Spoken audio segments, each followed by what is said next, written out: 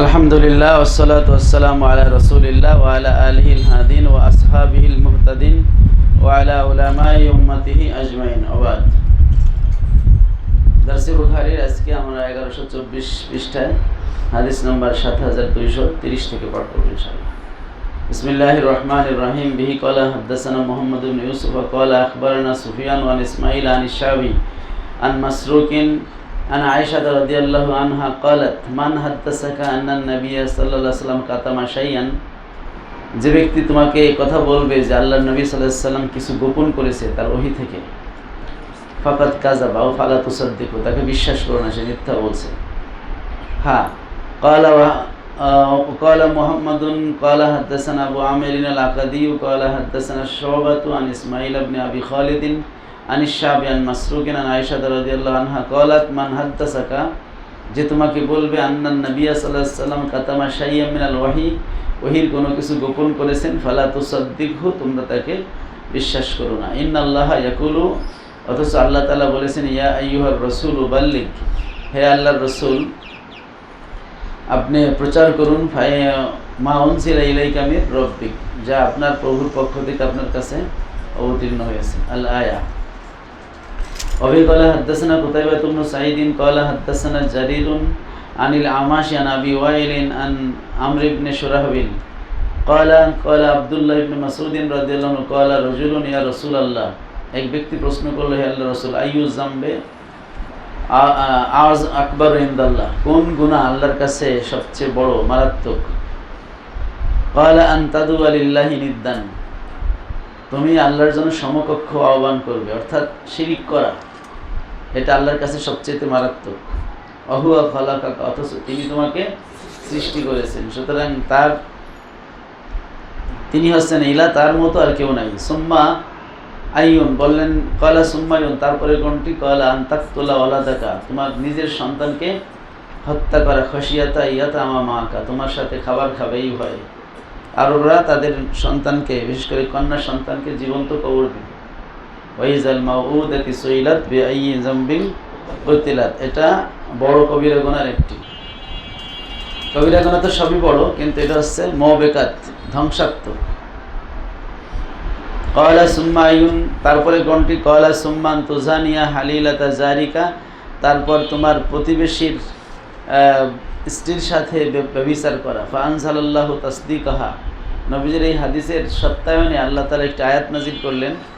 আয়াতটা হলো ওয়াল্লাযিনা লা ইয়াদউনা মা আল্লাহি ইলাহান আখার, আর আল্লাহ তাআলা প্রিয় বান্দা হলো তারা যারা আল্লাহর সাথে অন্য কোনো মাবুদকে ডাকে না, মানে শিরিক করে না। ওয়ালা ইয়াকতুলুনান নাফসাল্লাতী হারামাল্লাহু, আল্লাহ তাআলা যেই আত্মাকে হত্যা করা হারাম করেছেন তাকে হত্যা করে না ইল্লা বিল হক, ন্যায়সঙ্গত কারণ ছাড়া, মানে কেসাস ছাড়া। ওয়ালা ইয়াজনুন, এবং ব্যভিচার করে না। তাহলে এখানে তিনটা অপরাধের কথা বলা হয়েছে, আর হাদিসেও ওই একই তিনটা অপরাধের কথা বলা হয়েছে। তাহলে এই কোরআনের আয়াতটা হলো হাদিসের সাক্ষী। ওমা ইয়াফআল যালিকা ইয়ালকা আসামা, আর যে ব্যক্তি এগুলো করবে সে পাপের সাক্ষাৎ করবে, মানে সে মহাপাপী হবে। আচ্ছা, এখানে একটা কথা বলে রাখা দরকার যে প্রত্যেকটা হাদিসের সাথে কোরআনের যেই মিল থাকা জরুরি কিনা। প্রশ্ন হতে পারে যে হাদিস তো কোরআনের ব্যাখ্যা, অবশ্যই ব্যাখ্যার সাথে মূল মতনের তো সাদৃশ্য থাকা উচিত। সে ব্যাপারে কথা হলে যে না, হাদিস কোরআনের ব্যাখ্যা এটা যেমন ঠিক, আবার হাদিস একটা স্বতন্ত্র ওহী, হাদিসের মাধ্যমে শরীয়তের অনেক বিধান কি হয়, জারি হয়। এই জন্য কোরআনের সব আয়াতের সাথে হাদিসের সব মিল থাকা জরুরি না। হ্যাঁ, মুখালাফাত থাকবে না, বৈপরীত্য থাকবে না, কিন্তু কোরআনের সাথে মুনাসাবাত সবসময় থাকা জরুরি না। অধিকাংশ ক্ষেত্রেই ইমাম বুখারী দেখিয়েছেন যে অধ্যায়ে তিনি হাদিস বয়ান করেছেন, ওই অধ্যায়ে তিনি দেখা যায় প্রায় একটি আয়াত নিয়ে আসছেন।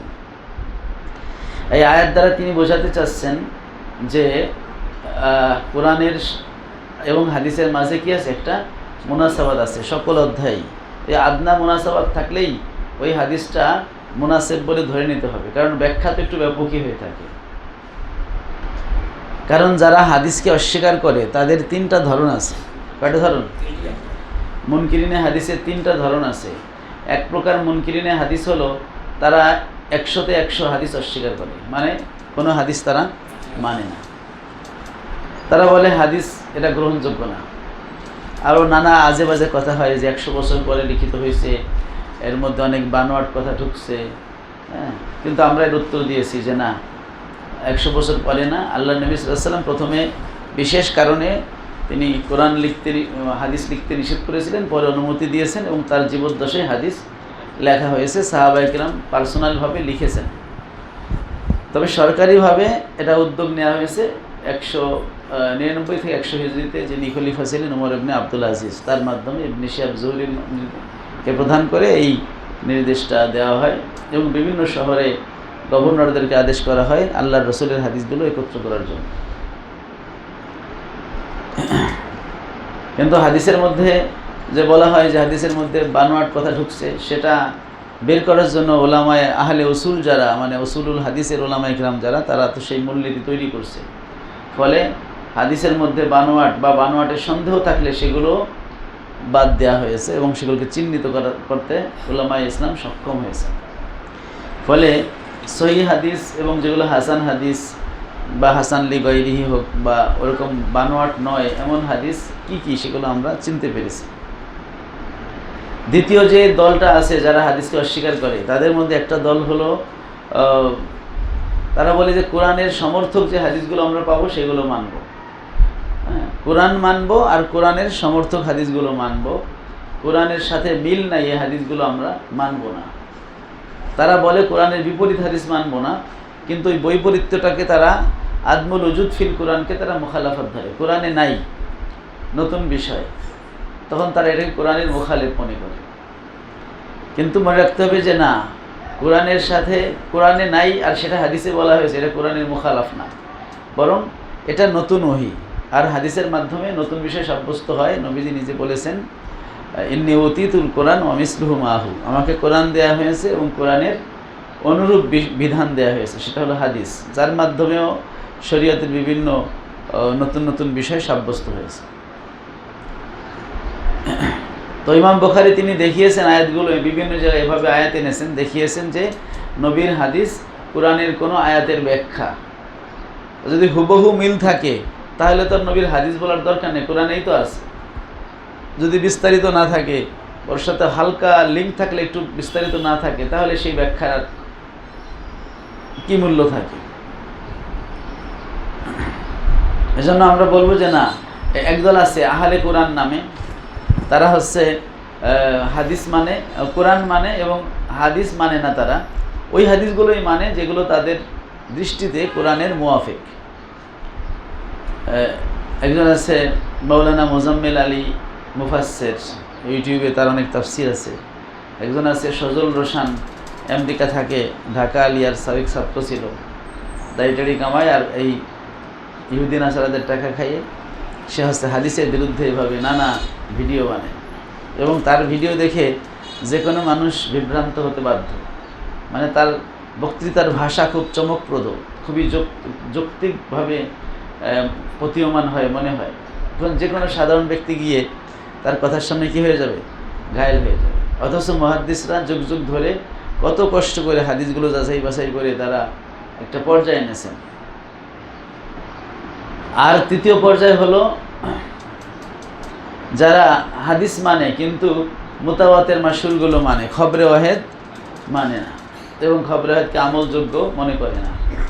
আমরা বলছি না খবরে ওয়াহেদ এটা ইলমে ইয়াকিনের ফায়দা দেয় না, কিন্তু এটা আমল করা ওয়াজিব। এবং ইমাম বুখারী তিনি বাবু আখবারিল আহাদ একটা উল্লেখ করেছেন, পিছনে আমরা পড়েছি কিতাবুল ইতিসামের পরে। সেই বাবু আখবারিল আহাদে তিনি দেখিয়েছেন খবরে ওয়াহেদটা কী করতে হবে? মানতে হবে। যদি সে রাবি কি হয়? সেকা হয়, রাবি নির্ভরযোগ্য হয়, সেই খবরে ওয়াহেদ গ্রহণ করা যাবে। তাহলে একদল আসছে পুরোপুরি হাদিস অস্বীকার করে, একদল বলে কোরআনের সাথে না মিললে সেটা আমরা নেব না। তখন দেখা যায় তারা শাফাআতের হাদিস অস্বীকার করে, তারা বলে মান যাল্লাযী ইয়াশফাউ ইনদাহু ইল্লা বিইজনি। তো কোরআনে তো শাফাআতের বিরুদ্ধে বলা হয়েছে, সুতরাং নবীজির যে শাফাআতে কুবরা বা যার অন্তরে এক জাররা ঈমান থাকবে, 1 সরিষা দানা পরিমাণ ঈমান থাকবে, তাদেরকে যে নবী শাফাআত করে নিয়ে আসবেন, এই ধরনের হাদিসগুলো সব তারা অস্বীকার করে। তারা বলে এগুলো কোরআন বিরোধী। ওরকম কবরের আযাবের হাদিস তারা অস্বীকার করে, বলে কোরআনে কবরের আযাবের কথা নাই। একথা বলে তারা বলে যে আযাব হবে আখেরাতে, হ্যাঁ, বিচারের পরে, মানে জান্নাত বা জাহান্নাম। সুতরাং কবরে আযাব দেওয়া এটা যুক্তি বিরুদ্ধ, এটা হতে পারে না। এই সমস্ত নানা কথাবার্তা বলে তারা কবরের আযাব সংক্রান্ত হাদিস অস্বীকার করে। এইভাবে এই চক্রটা সবচেয়ে খারাপ, কারণ এরা ধরা খায় না। কারণ এরা কিছু হাদিস মানে যেগুলো কোরআনের মুওয়াফিক। জনগণকে যদি বলা হয় যে এরা কিন্তু মুনকিরিনে হাদিস, তখন জনগণ গোলকধাঁধায় পড়ে না, এরা তো হাদিস মানে। কারণ সাধারণ জনগণের সামনে তারা ওই কথাগুলো বলে না, ঠিক আছে, ওগুলো তাদের বিশেষ মহলে বলে, বা যখন তাদের প্রতি একটু মাইলান হয়, ঝুঁকে পড়ে, তখন তারা ওই কথাগুলো বলে। এই কারণে এরা হচ্ছে বেশি মারাত্মক। যারা হচ্ছে কি বলে, মানে মোটেই হাদিস মানে না, তাদেরকে ইসলামের শত্রু চিহ্নিত করে জনগণকে সজাগ করা খুব সহজ। কিন্তু যারা কিছু মানে না, কোরআনের বিরুদ্ধে দোহাই দিয়ে, তারা আরও বেশি মারাত্মক। আচ্ছা, আরেক দল আছে মুনকিরিনে হাদিসের, আরেকটা প্রকার আছে, চতুর্থ প্রকার, বর্তমান যুগে তাদের প্রকাশ হয়েছে। এই যে 3টে প্রকার, এটা ইমাম শাফি রহমাতুল্লাহ তার কিতাবে বর্ণনা করেছেন, কিতাবুল উমের মধ্যে। তার মানে হচ্ছে এই 3টা দল আগেই ছিল, হ্যাঁ, যারা খবরে হয়তো মানে না, যারা কোরআনের বিপরীত, কোরআনের যে কথাগুলো নাই তার বাইরের হাদিসগুলো মানে না, আর যারা মোটে হাদিস মানে না। চতুর্থ প্রকার হয়েছে যারা হচ্ছে বলে সহি হাদিস ছাড়া আমরা মানব না। কি ছাড়া? সহি হাদিস ছাড়া। তাহলে যে হাদিসগুলো হাসান, বরং অধিকাংশ হাদিস হলো হাসান। এবং ইমাম তিরমিজি কথা বলেছেন যে এই ইসলামের মাদার হলো হাসান হাদিসের উপরে, ঠিক আছে। অধিকাংশ বিধিবিধান হাসান হাদিস দিয়ে সাব্যস্ত হয়েছে, সহি হাদিসের সংখ্যা হাসান হাদিসের চেয়ে কম।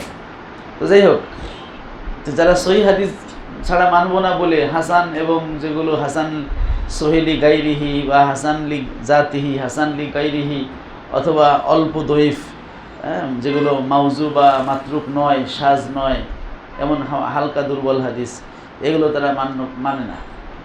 তখন দেখা যাচ্ছে ইসলামে অনেক হাদিস কী হয়ে যাচ্ছে, বাদ হয়ে যাচ্ছে। এও এক প্রকার মুনকিরিনে হাদিস। হ্যাঁ, বিপরীত একদল আছে যারা কিতাবের পাতায় থাকলেই তারা সেটাকে হাদিস বলে মনে করে এবং হাদিস হিসেবে মানে, যদিও সেটা মাউজু হাদিসের কিতাবে থাকে। তারা মাঝে মাঝে বলে, হ্যাঁ এই হাদিস উনি মানে না, এই হাদিস ইমাম মোল্লা আলিকির আল মাউজুয়াতুল কুবরা কিতাবের মধ্যে বলছেন। মাউজুয়াতুল কুবরা কিতাবের মধ্যে কিছু সহিহ হাদিসও আছে, সেগুলো ওই হাদিসটা ওইটা দইফ হাদিসকে প্রমাণ করার জন্য, যেটা দইফ, তাহলে ওই প্রসঙ্গে আসল হাদিস কোনটা সেটা তিনি মাঝে মধ্যে দেখাই দিয়েছেন, ঠিক আছে। তো যাই হোক, যেটা দইফ মানে মাউজু হাদিস, সেটা কখনো মানার সুযোগ নাই।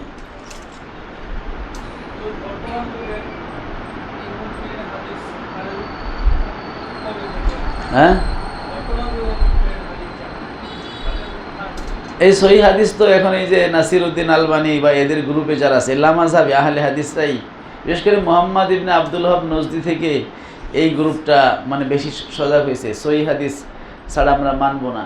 কারণ অনেক বিষয় যখন আমরা হচ্ছে হাসান হাদিস বা দইফ হাদিস দিয়ে, যেহেতু মুস্তাহাবের বিষয় দলিল দেই, বিশেষ করে সুন্নিরা, তখন তারা খণ্ডন করতে না পেরে বলে ওটা দইফ হাদিস, ওটা কি হাদিস, তো দইফ হাদিস বলে আমরা মানব না। কিন্তু উলামায়ে কেরামের ঐক্যমত যে দইফ হাদিস এটা দিয়ে ফরজ ওয়াজিব সাব্যস্ত করা যাবে না, কিন্তু মুস্তাহাবের ক্ষেত্রে, ফাজাইলে আমলের ক্ষেত্রে দইফ হাদিস গ্রহণযোগ্য। আল্লামা ইবনুল হুমাম রহমতুল্লাহ তার ফাথুল কাদির কিতাবের মধ্যে উল্লেখ করেছেন, আল ইস্তেহবাবু ইয়াসবুতু বিদ-দইফ দুনাল মাউজু, যে মুস্তাহাব এটা দইফ দ্বারা সাব্যস্ত হবে, মাউজু নয় এমন দইফ দ্বারা কি হবে, মুস্তাহাব সাব্যস্ত হবে। বাবু কাউলিল্লাহি তাআলা কুল ফাতু বিত-তাওরাতি ফাতলুহা ইন কুনতুম সাদিকিন। আল্লাহ তাআলার বাণী, বলুন তোমরা তাওরাত নিয়ে আসো এবং তা তেলাওয়াত করো যদি তোমরা সত্যবাদী হও। ওয়া কাউলিল্লাহি তাআলা উতিয়া আহলুত তাওরাতিত তাওরাতা, তাওরাত ওয়ালাদের তাওরাত দেয়া হলো, ফাআমিলুহা বিহা, তারা তাওরাত মোতাবেক আমল করলো। ওয়া উতিয়া আহলুল ইনজিল ইনজিলা, আহলুল ইনজিলদের ইনজিল দেয়া হলো নাসারাদের, ফাআমিলু বিহি, তারা ইনজিল মোতাবেক আমল করলো, ওয়া উতিতুমুল কুরআনা, আর তোমাদেরকে কোরআন দেয়া হলো, ফা আমিলতুম বিহি, তোমরা কোরআন মোতাবেক আমল করলে। ওয়াকালা আবু রজিন ইয়াতলুনাহু ইয়াত্তাবিউনাহু, কোরআনের আয়াত যে ইয়াতলুনাহু হাক্কা তিলাওয়াতিহি, এই ইয়াতলুনাহুর অর্থ হলো ইয়াত্তাবিউনাহু, তারা কোরআন কি করে? অনুসরণ করে। কারণ তালা ইয়াতলুর একটা অর্থ ওয়াল কমারি ইজা তালাহা, আর চন্দ্রের কসম যা সূর্যের পরে আসে, আর ইত্তাবাহা, সূর্যের তাবে হয়ে আসে। তো তালা ইয়াতলুর একটা অর্থ হচ্ছে সুন্দরভাবে তেলাওয়াত করা, আবার তালা ইয়াতলুর একটা অর্থ হচ্ছে অনুসরণ করা। তো ইয়াতলুনাহু হাক্কা তেলাওয়াতিহি এর মানে হচ্ছে তারা কোরআন অনুসরণ করে, ওয়া মালুনা বিহি হাক্কা আমালিহি, এবং সঠিকভাবে কোরআন অনুযায়ী কী করে? আমল করে। কলা আবু আবদুল্লাহ ইউতলা আলাইকুম, কোরআনে আছে ইউতলা মানে হলো ইউকরাউ, হুসনুল তেলাওয়াত এর মানে হলো হুসনুল কেরাআত লিল কোরআন, কোরআন সুন্দরভাবে পড়া। লা ইয়ামাসসুহু ইল্লাল মুতাহহারুন, এই লা ইয়ামাসসুহু তাকে টাচ করতে পারবে না, এ মানে লা ইয়াজিদু তামাহু ওয়া নাফাহু, যে কোরআনের স্বাদ পাবে না, কোরআনের উপকার পাবে না, ইল্লা মান আমানা বিল কোরআন, ওই ব্যক্তি ব্যতীত যে কোরআনের উপর কী করেছে? ঈমান এনেছে। মুতাহহারুন বলতে তারা ঈমানদার। ইমাম বুখারী বুঝাচ্ছেন মুতাহহারুন বলতে কি? ঈমানদার। কারণ যারা কাফের তারা হলো নাজাস, ইন্নামাল মুশরিকুনা নাজাসুন, মুশরিক যদি নাজাস হয় তাহলে যারা ঈমানদার তারা কি? মুতাহহার। ওয়ালা ইয়াহমিলুহু বিহাক্কিহি ইল্লাল মুকিন, এবং কোরআনের হক অনুযায়ী কোরআনকে আমল করতে পারে না, বহন করতে পারে না কোরআনের প্রতি বিশ্বাসী ছাড়া। আচ্ছা, লিকাউলিহি তাআলা মাসালুল্লাযিনা হুম্মিলুত তাওরাত, তাদের উপমা যাদেরকে তাওরাতকে যাদের উপর চাপিয়ে দেওয়া হয়েছিল মানে বোঝা হিসেবে ইহুদিদের, সুম্মা লাম ইয়াহমিলুহা, তারপরে তারা তাওরাতটাকে হামল করতে পারেনি, ওটাকে আমল করতে পারেনি। কামাসালিল হিমার, তাদের মেসাল হলো গাধার মতো, ইয়াহমিলু আসফারা, যে গাধা অনেক কিতাব বহন করে কিন্তু ওর থেকে কোনো ফায়দা পায় না।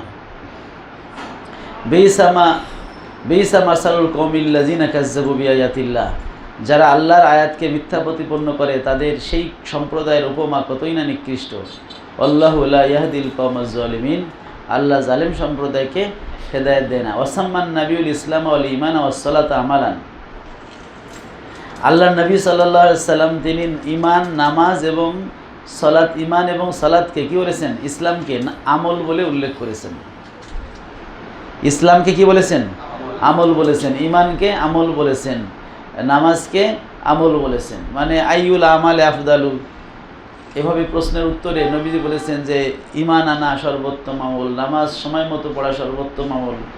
তাহলে ঈমানকে নবীজি কি বললেন? আমল বললেন, আবার নামাজকেও আমল বললেন। ক্বালা আবু হুরায়রা ক্বালা নবী সাল্লাল্লাহু আলাইহি ওয়াসাল্লাম লি বেলালিন, নবীজি বেলালকে বলেন আখবিরনি বিআরজা আমালিন আমিলতাহু ফিল ইসলাম, হে বেলাল তোমার সবচেয়ে আশাব্যঞ্জক আমলটার বর্ণনা আমাকে দাও যা তুমি ইসলামে করেছো। মানে মুসলমান হওয়ার পরে সবচেয়ে আশাব্যঞ্জক যে আমলটা তুমি করেছো সেই বর্ণনা আমাকে দাও। কারণ তোমার যেই খড়মের খটখট শব্দ আমি কী করেছি? জান্নাতে মেরাজের রাতে পেয়েছি। ক্বালা, বেলাল বলেন মা আমিলতু আমালান আরজা ইনদি, আমি এমন কোনো আমল করি না যেটা আমার কাছে অতি আশাব্যঞ্জক। তবে আন্নী লাম আতাতাহার ইল্লা সাল্লাইতু, একটা আমল আছে যেটা হচ্ছে আমি যখনই ওযু করেছি তখন কী করেছি? 2 রাকাত নামাজ পড়েছি, তাহিয়াতুল ওযু। তাহলে এখানে আরজা আমালান, যে তোমার সবচেয়ে আশাব্যঞ্জক আমলের কথা বলো, তখন বেলাল নামাজের কথা বললো। তাহলে নামাজটাকে কি বলা হয়েছে? এখানে আমল বলা হয়েছে। ওয়াসুইলা আইউল আমালে আফদালু, নবীজিকে প্রশ্ন করা হলো কোন আমল সর্বোত্তম?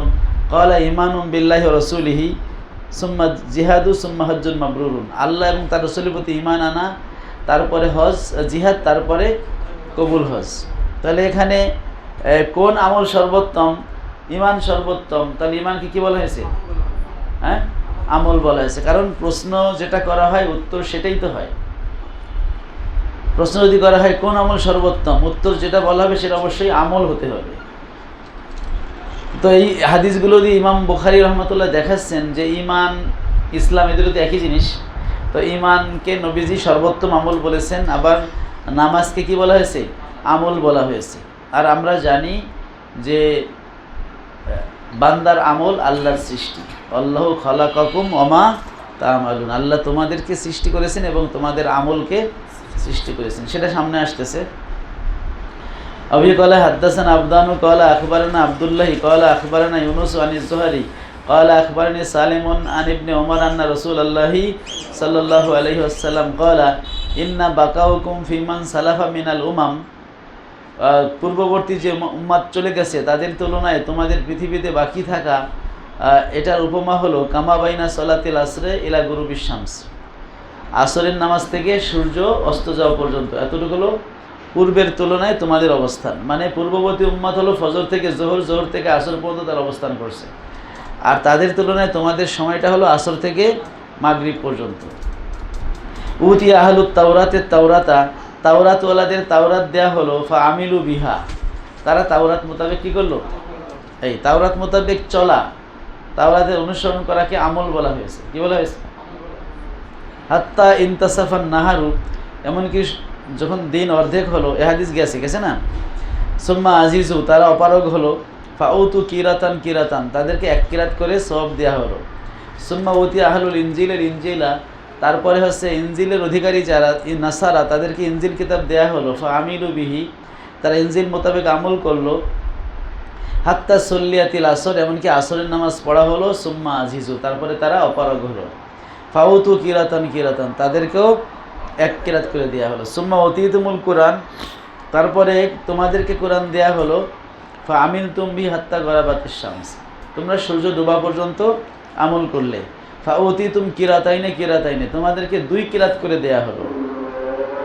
ফাকালা আহলুল কিতাবে, তখন এই যে আহলুল কিতাব যারা ইনজিল বা তাওরাতওয়ালারা, তারা বলল, হাউলে আকাল্লু আমালান মিন্না ওয়া আকসারু খায়রান, বলল আল্লাহ, এই যে যারা শেষে আসছে উম্মাতে মুহাম্মাদি, এরা তো আমলের দিক থেকে আমাদের চেয়ে কম, ওয়া আকসারু খায়রান, আর কল্যাণ লাভ করছে বেশি, মানে তারা সওয়াব পাইছে বেশি কিন্তু আমল তো কম করছে। ক্বাল আল্লাহ, আল্লাহ তাআলা বলেন, হাল যুলিমতুম মিন হাক্কিকুম মিন শাইইন, তোমরা কি তোমাদের হকের ব্যাপারে মাজলুম হয়েছো?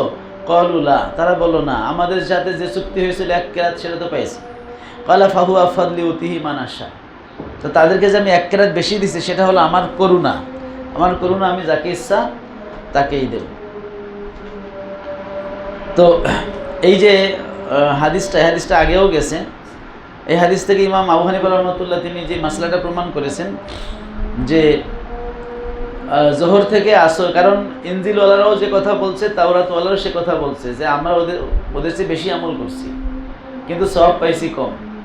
তাহলে জোহর থেকে আসরের সময় অবশ্যই আসর থেকে মাগরিবের সময়ের চেয়ে বেশি হবে, আর আসর থেকে মাগরিবের সময়টা হবে কম, জোহর থেকে আসরের সময়টা হবে বেশি। এখন যদি কাঠির ছায়া 1 গুণ হলেই জোহর শেষ হয়ে যায়, তাহলে জোহরের সময়টা হয় ছোট, আসরের সময়টা হয় বেশি, যেটা এই হাদিসের খেলাফ। এই জন্য কাঠির ছায়া 2 গুণ হলেই আসর শুরু হবে। আচ্ছা, আর এই হাদিসগুলো দিয়ে ইমাম বুখারী প্রমাণ করতে চাচ্ছেন যে ঈমান, কারণ তাওরাত মোতাবেক আমল করা, এর মধ্যে কি আছে? ঈমান আছে না? এবং তাওরাতের যে বিধিবিধানগুলো, সেটা নামাজ হোক বা অন্য বিধান, সেগুলো আছে না? তো সেই সবগুলোকে কি বলা হয়েছে? আমল বলা হয়েছে। তো আমল বলে কি লাভ? সেই লাভটা আসতেছে সামনের অধ্যায়ে। বাবুন ওয়াসাম্মান নবী সাল্লাল্লাহু আলাইহি ওয়াসাল্লাম আস-সালাতা আমালান, এখন দেখাচ্ছেন ইমাম বুখারী যে আল্লাহর নবী নামাজকেও কি বলেছেন? আমল বলেছেন। যেটা আগের হাদিসে গেল যে আইউল আমালে আফজালু, কোন আমল সর্বোত্তম, তখন বলা হয়েছে কি? এক হাদিসে বলা হয়েছে as-সালাতু লি ওয়াক্তিহা, সময় মতো নামাজ পড়ে, এটা কি সর্বোত্তম। আবার এক হাদিসে বলা হয়েছে ঈমানুন বিল্লাহ, আল্লাহর প্রতি ঈমান আনা এবং তার রাসূলের প্রতি ঈমান আনা সর্বোত্তম আমল। এখন সালাত আমল, সালাত একটা আমল, এটা ইমাম বুখারী দেখালেন যে 2টা মানে পার্ট দিয়ে দলিলটা দেওয়া হচ্ছে। প্রথম পার্ট হলো সালাত একটা আমল, এটা কি দ্বারা প্রমাণিত? হাদিস দ্বারা প্রমাণিত যে সালাত একটা আমল। দ্বিতীয় পার্ট, ওয়াকালা, নবীজি আরও বলেছেন, লা সালাতা লিমান লাম ইয়াকরা বিফাতিহাতিল কিতাব, যে ব্যক্তি সূরা ফাতিহা পড়বে না তার নামাজ হবে না। তাহলে এর মানে হচ্ছে প্রত্যেকটা নামাজের মধ্যে কি আছে? সূরা ফাতিহা আছে। তাহলে নামাজ একটা আমল, এবং তার মধ্যে সূরা ফাতিহা আছে।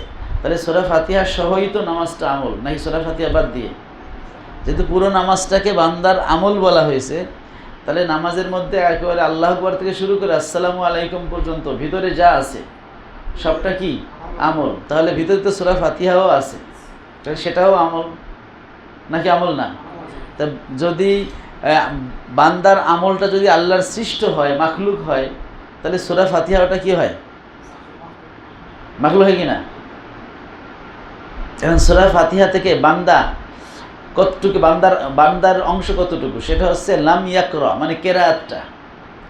যে সূরা ফাতিহা পড়বে না, লা সালাতা লিমান লাম ইয়াকরা বিফাতিহাতিল কিতাব, যে সূরা ফাতিহা পড়বে না তার নামাজ হবে না। তাহলে এখানে বান্দার কাজ কতটুকু? সূরা ফাতিহা পড়া, এই যে কেরাআতটা। তাহলে নামাজের মধ্যে সূরা ফাতিহার কেরাত আছে। আর নামাজ যেহেতু বান্দার আমল, আর বান্দার আমল যদি মাখলুক হয়, তাহলে নামাজের মধ্যে সূরা ফাতিহার কেরাত থাকলে সূরা ফাতিহার কেরাতটাও কি হয়? তাহলে কোরআন যে আমরা পড়ি, আমাদের কেরাতটা এটা মাখলুক। এটা কি মাখলুক? মানে কোরআন মাখলুক না গায়রে মাখলুক, এটা নিয়ে তিনটা দল হয়েছে।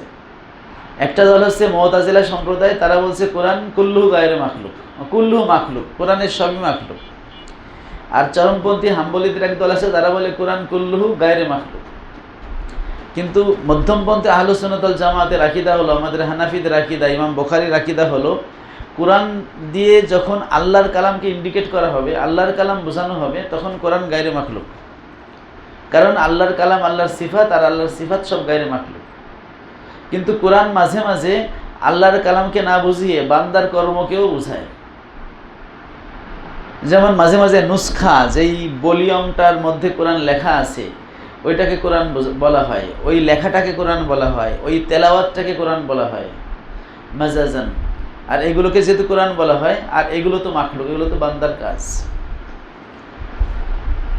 অবি কলা হাদ্দাসানি সুলাইমানু কলা হাদ্দাসানা শুবাতু আনিল ওলিদি হা কলা ওয়া হাদ্দাসানি আব্বাদ ইবনে ইয়াকুব আল আসাদি কলা আখবারানা আব্বাদ ইবনে লাওয়ামি আনিশ শাইবানি আনিল ওলিদ ইবনে আল আইজার আন আবি আমর আল শাইবানি আন ইবনে মাসউদিন আন্না রাজুলান সাআলান নবী সাল্লাল্লাহু আলাইহি ওয়াসাল্লাম আইয়ুল আমালি আফদালু, এক ব্যক্তি নবীজিকে জিজ্ঞেস করলো কোন আমল সর্বোত্তম? কলা as-সালাতু লি ওয়াক্তিহা, এই যে সময় মতো নামাজ পড়া সর্বোত্তম আমল। তাহলে নামাজটাকে আমল বলা হইল কিনা? তারপরে আসছে অবিরুল ওয়ালিদাইন সুম্মাল জিহাদু ফি সাবিলিল্লাহ। তাহলে এখানে কয়েকটা হাদিস উল্লেখ করে ঈমান সর্বোত্তম আমল, তারপরে হচ্ছে নামাজ সর্বোত্তম আমল। এখন ঈমান মাখলুক না গায়রে মাখলুক? ঈমান মাখলুক না গায়রে মাখলুক? তো এখানেও দুইটা কথা আমাদের বাহারুল কালাম কিতাব বলা হয়েছে। ঈমানের মধ্যে আল্লাহর পক্ষ থেকে আসে তৌফিক, আর বান্দা হচ্ছে ঈমান আনে। বান্দার কর্ম যেটা সেটা মাখলুক, আর আল্লাহ যেটা দেন তৌফিক, ওটা গায়রে মাখলুক। কারণ তৌফিক তো আল্লাহর সিফাত, তৌফিক দেওয়া এটা কার সিফাত? এটা আল্লাহর কর্ম, আল্লাহর কর্ম, আল্লাহর ফেল। আর আল্লাহর ফেলটা কি না? মাখলুক না। আল্লাহ আমাদের হেদায়েত দেন আর আমরা হেদায়েত পাই। আল্লাহ দেন হেদায়েত, আমরা পাই এহতেদা। আমাদের এহতেদাটা মাখলুক, কিন্তু আল্লাহর হেদায়েতটা মাখলুক নয়। মানে আল্লাহ রাব্বুল আলামিনের ফেল, আল্লাহ রাব্বুল আলামিনের সিফাত, এগুলো মাখলুক নয়। সেজন্য ঈমানের ক্ষেত্রে যেটা আল্লাহর কর্ম, যে আল্লাহ আমাদের তৌফিক দেন, ফলে আমরা বিশ্বাসটা করি, তাহলে আমাদের যেটা কর্ম, আমরা এবং আমাদের কর্ম মাখলুক, কিন্তু আল্লাহ এবং আল্লাহর কর্ম এটা কি? গায়ের মাখলুক। এই পার্থক্যটা বুঝতে হবে। ইমাম ইজ্জুদ্দিন ইবনে আব্দুস সালাম রহমতুল্লাহ আলাইহি তিনি তার আল মুলহা ফিল ইতিকাদ কিতাবের মধ্যে এই মাসলাটা বিস্তারিত আলোচনা করেছেন। সেখানে তিনি দলিল দিয়েছেন যে কোরআনের যে তেলাওয়াত এটা মাখলুক। কোরআনের তেলাওয়াতটা কি? প্রথমে তেলাওয়াত এবং মাতলুর পার্থক্য বুঝতে হবে, যেটা ইমাম বাকিল্লানি বারবার বলছেন তারা ইনসাফ কিতাবের মধ্যে, যে তেলাওয়াত হচ্ছে যেটা আমাদের দ্বারা আদায় হয়, যেটা আমরা উচ্চারণ করি, যেটার জন্য আমাদের জিহ্বা, আমাদের দাঁত, আমাদের এই ছোটো জিহ্বা, আমাদের কণ্ঠনালী, এই বাকযন্ত্রগুলো ব্যবহার হয়, যেই সাউন্ডটা আমরা করি, যেটা আমরা শুনতে পারি, এটা হলো আমাদের তেলাওয়াত। এটা কি? আমাদের তেলাওয়াত।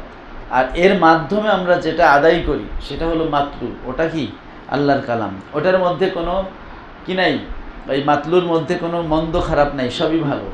কিন্তু তেলাওয়াতের মধ্যে আমরা কি বলি, কারোটা মন্দ, কারোটা ভালো, কারোটা শুদ্ধ, কারোটা অশুদ্ধ। মাতলু কি অশুদ্ধ হয়? সূরা ফাতিহা যেটা আল্লাহর কালাম, ওটার মধ্যে কি অশুদ্ধ আছে নাকি? কিন্তু একজনের তেলাওয়াতকে আমরা কি বলি, ভুল বলি, অশুদ্ধ বলি, সহি নয় এটা বলি। তাহলে সহি নয় এটা কি আল্লাহর দিকে যাবে? এটা তো বান্দার দিকে যাবে। বান্দার কর্মের মধ্যে শুদ্ধ হতে পারে, অশুদ্ধ হতে পারে, কিন্তু যেটা আল্লাহর কালাম ওটা কি অশুদ্ধ হয়? তাহলে তেলাওয়াতটা আল্লাহর কালাম না, মাতলুটা আল্লাহর কালাম, তাই না? যদি তেলাওয়াত আল্লাহর কালাম হয় তাহলে এটা অশুদ্ধ হয় কিভাবে, তাই না? তাহলে বান্দার সে ভুল করতে পারে, সঠিক করতে পারে, আল্লাহ তো কোনো ভুল করে না। সুতরাং আল্লাহর কালামে কোনো ভুল নাই। সে ভুলভাবে উচ্চারণ করেছে, এই জন্য তার উচ্চারণটা ভুল, তার লফজটা ভুল। কিন্তু সে যে ভুল উচ্চারণ করেছে, এই ভুল মালফুজ যেটা, ওটা তো সঠিকই আছে। সে তো মালফুজের কাছে যাইতে পারে নাই তার লফজের মাধ্যমে। তো আল্লামা ইজ্জুদ্দিন ইবনে আব্দুস সালাম রহমতুল্লাহ আলাইহি তিনি দলিল দিয়েছেন এইভাবে যে হাদিসে আছে মান করা হারফাম মিন কিতাবিল্লাহ ফালাহু হাসানা ওয়াল হাসানাতু বিআশরি আমসালিহা লা আকুলু আলিফ লাম মিম হরফুন বাল আলিফুন হরফুন ওয়া লামুন হরফুন ওয়া মিমুন হরফুন। যে ব্যক্তি কোরআনের একটা অক্ষর পড়বে সে একটা নেকি পাবে, একটা নেকিকে 10 গুণ দেওয়া হবে। আমি বলি না আলিফ লাম মিম একটা অক্ষর, বরং আলিফ একটা অক্ষর, লাম একটা অক্ষর, মিম একটা অক্ষর। খুব মনোযোগ দিয়ে শুনতে হবে। তাহলে এখানে আল্লাহর নবী সাল্লাল্লাহু আলাইহি ওয়াসাল্লাম কি বোঝাতে চাইলেন? যে কোরআনের পাঠের বিনিময়ে তুমি কি পাবা? সওয়াব পাবা। কোরআনের পাঠের বিনিময়ে তুমি কি পাবা? তাহলে কেরাতুল কোরআনের বিনিময়ে আমি কি পাবো? সওয়াব পাবো। এখন আমরা সওয়াব পাই কিসের কারণে? সেটা আবার কোরআনে আল্লাহ বলছেন জাযাআম বিমা কানু ইয়ামালুন। আল্লাহ জাযা দেন কি কারণে? আমাদের আমলের কারণে। তাহলে কেরাতুল কোরআনটা আমাদের আমল কিনা? যেহেতু কেরাতুল কোরআনের বিনিময়ে আমরা সওয়াব পাচ্ছি, আর কোরআনে বলা হয়েছে জাযা দেওয়া হয় আমলের কারণে, তাহলে কেরাতুল কোরআনটা আমাদের আমল কিনা? আমাদের আমল।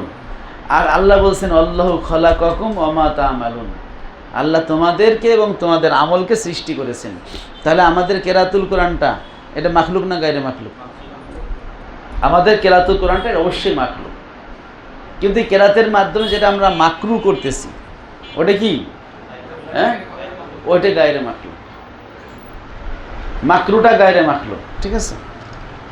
এই জন্য আবু হানিফা রহমাতুল্লাহ আলাইহি তিনি তার আল ফিকুল আকবার কিতাবের মধ্যে বলেছেন যে কোরআন হলো মাতলুন বি আলসিনাতিনা মাহফুজুন ফি কুলুবিনা মুনাজ্জালুন আলার রাসূল। কোরআন নবীর উপর নাজিল হয়েছে। মাকতুবুন ফিল মাসাহিফ, কোরআন মাসাহের মধ্যে কোরআন মাকতুব আছে। কিতাবাটা মাখলুক, কিন্তু মাকতুবটা আল্লাহর কালাম। ঠিক আছে? কোরআন হলো মাকতুব ফিল মাসাহিফ, মাতলুন বিল আলসিনা, মাহফুজুন ফিল কুলুব। এই ফাল কেরাতু ওয়াল হিফজু ওয়াল কিতাবাতু এগুলো সব মাখলুক, কিন্তু ওয়াল মাহফুজু ওয়াল মাতলু কালামুল্লাহ গায়রু মাখলুক।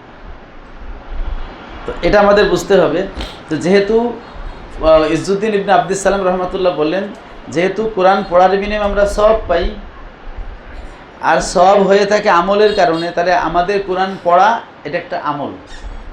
আর কোরআনে অন্য আয়াতে আল্লাহ বলছেন বান্দার আমল তিনি সৃষ্টি করেছেন। তাহলে আমাদের কেরাতটা কি? মাখলুক, সৃষ্ট। কিন্তু এই কেরাতের মাধ্যমে আমরা যেটা মাকরু করি, যেটা পঠিত করি, সেটা আল্লাহর কালাম, সেটা কি? গায়রে মাখলুক। এই মাকরু যেটা, এটা সবসময় সেম থাকে, ওটার মধ্যে কোনো পরিবর্ধন নাই। কেরাতের মধ্যে ভুল হয়, শুদ্ধ হয়, সুন্দর হয়, খারাপ হয়, তাই না? কারণ এটা বান্দার কর্ম, এটার মধ্যে ভুল শুদ্ধ হতে পারে, কিন্তু মাকরুটা কখনো ভুল শুদ্ধ হয় না।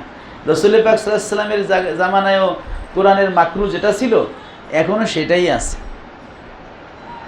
কিন্তু কোরআনের কেরাতটা বা তেলাওয়াতটা এটা ব্যক্তিভেদে কি হয়? পার্থক্য হয়। যদি তেলাওয়াতটাকেই যদি আমরা আল্লাহর কালাম হাকিকিভাবে মনে করি, তাহলে তো বলবো যে ওই যুগের সেই কোরআন এখন আর নাই। ওরকম কিতাবাটাকে যদি আমরা আসল কোরআন মনে করি, হাকিকি কোরআন মনে করি, তাহলে বলতে হবে যে নবীজি যুগে যে কোরআন নাজিল হয়েছিল সেই কোরআন আর নাই, কারণ এখন তো এরকম কিতাবা নাই। কিতাবা তো যুগ যুগ ধরে চেঞ্জ হচ্ছে, কিন্তু মাকতুব কখনোই চেঞ্জ হচ্ছে না। আমার যে ভুল হয় ত্রুটি হয় এগুলো কিতাবার মধ্যে, মাকতুবে কোনো ভুল নেই, ঠিক আছে? তাহলে মাকতুবটা আল্লাহর কালাম, ওটা গায়রে মাখলুক। মালফুজটা আল্লাহর কালাম, ওটা গায়রে মাখলুক। মাকরু বা মাতলু আল্লাহর কালাম, গায়রে মাখলুক। কিন্তু আমার কেরাত, আমার তেলাওয়াত, আমার লফজ, আমার কিতাবাত, এটা আমার কর্ম, এটা কি? এটা মাখলুক। তাহলে আপনি ইনসাফ মতো কথা বললেন। আর যদি আপনি গয়রাহু সবই মাখলুক বলে, গায়রে মাখলুক বলে দেন, মুতাজিলাদের মতো সবই মাখলুক বলেন, দুটাই হলো ইফরাত আর তাফরিদ। আর ইমাম বুখারী দলিল দিলেন কিভাবে? ইমাম বুখারী দলিল দিলেন যে নামাজকে আল্লাহ আমল, নবীজি কি বলেছেন? আমল বলেছেন। আর আমলকে আল্লাহ মাখলুক বলেছেন। আর যেই নামাজকে আল্লাহ আমল, নবীজি আমল বলছেন, ওই নামাজের মধ্যে সূরা ফাতিহার কেরাতটা আছে। সূরা ফাতিহার কি আছে? যেহেতু লা সালাতা লিমান লাম ইয়াকরা বিফাতিহাতিল কিতাব, যেহেতু সূরা ফাতিহার কেরাতটা আছে, তাহলে নামাজ তো সূরা ফাতিহার কেরাত সহকারেই নামাজ। আর ওই নামাজ যদি আমল হয়, আর আমল যদি মাখলুক হয়, তাহলে তো সূরা ফাতিহার কেরাতটা কি? মাখলুক। কিন্তু মাকরুকে তিনি মাখলুক বলেন নাই, মাকরুকে মাখলুক বলছেন। এই জন্য উনি যখন সমরখন্দে গিয়েছিলেন, তো সমরখন্দের লোকেরা তখন এই আকীদা নিয়ে একটু ঘাটাঘাটি করতো। তখন তো এই বর্তমানে যে নবী নূরের তৈরি না মাটির তৈরি, হ্যাঁ, গায়েব জানে কি জানে, এরকম যেমন মাসলা একটা আছে না, ওই যুগে এরকম কোরআন মাখলুক না গায়রে মাখলুক, এটা একটা মাসলা খুব ছিল, মানে একেবারে টক অফ দ্য টাইম। ইমাম বুখারীকে জিজ্ঞেস করেছে কোরআন মাখলুক না গায়রে মাখলুক। এখন উনি তো ওনার মতবাদটা বলবেন, কিন্তু যদি সরাসরি বলে দেন যে মাখলুক, তাইলে তো খেপবে। আবার গায়রে মাখলুক এটাও তো হয় না, এটা তো ডিটেলস বলতে হবে। উনি বলছেন যে কোরআনের লফজটা মাখলুক না গায়রে। তা আবু হানিফা রাহমাতুল্লাহ সরাসরি বলতেন যে লফজি বিল কোরআনে মাখলুকুন ওয়াল কোরআনু কালামুল্লাহ গায়রু মাখলুক।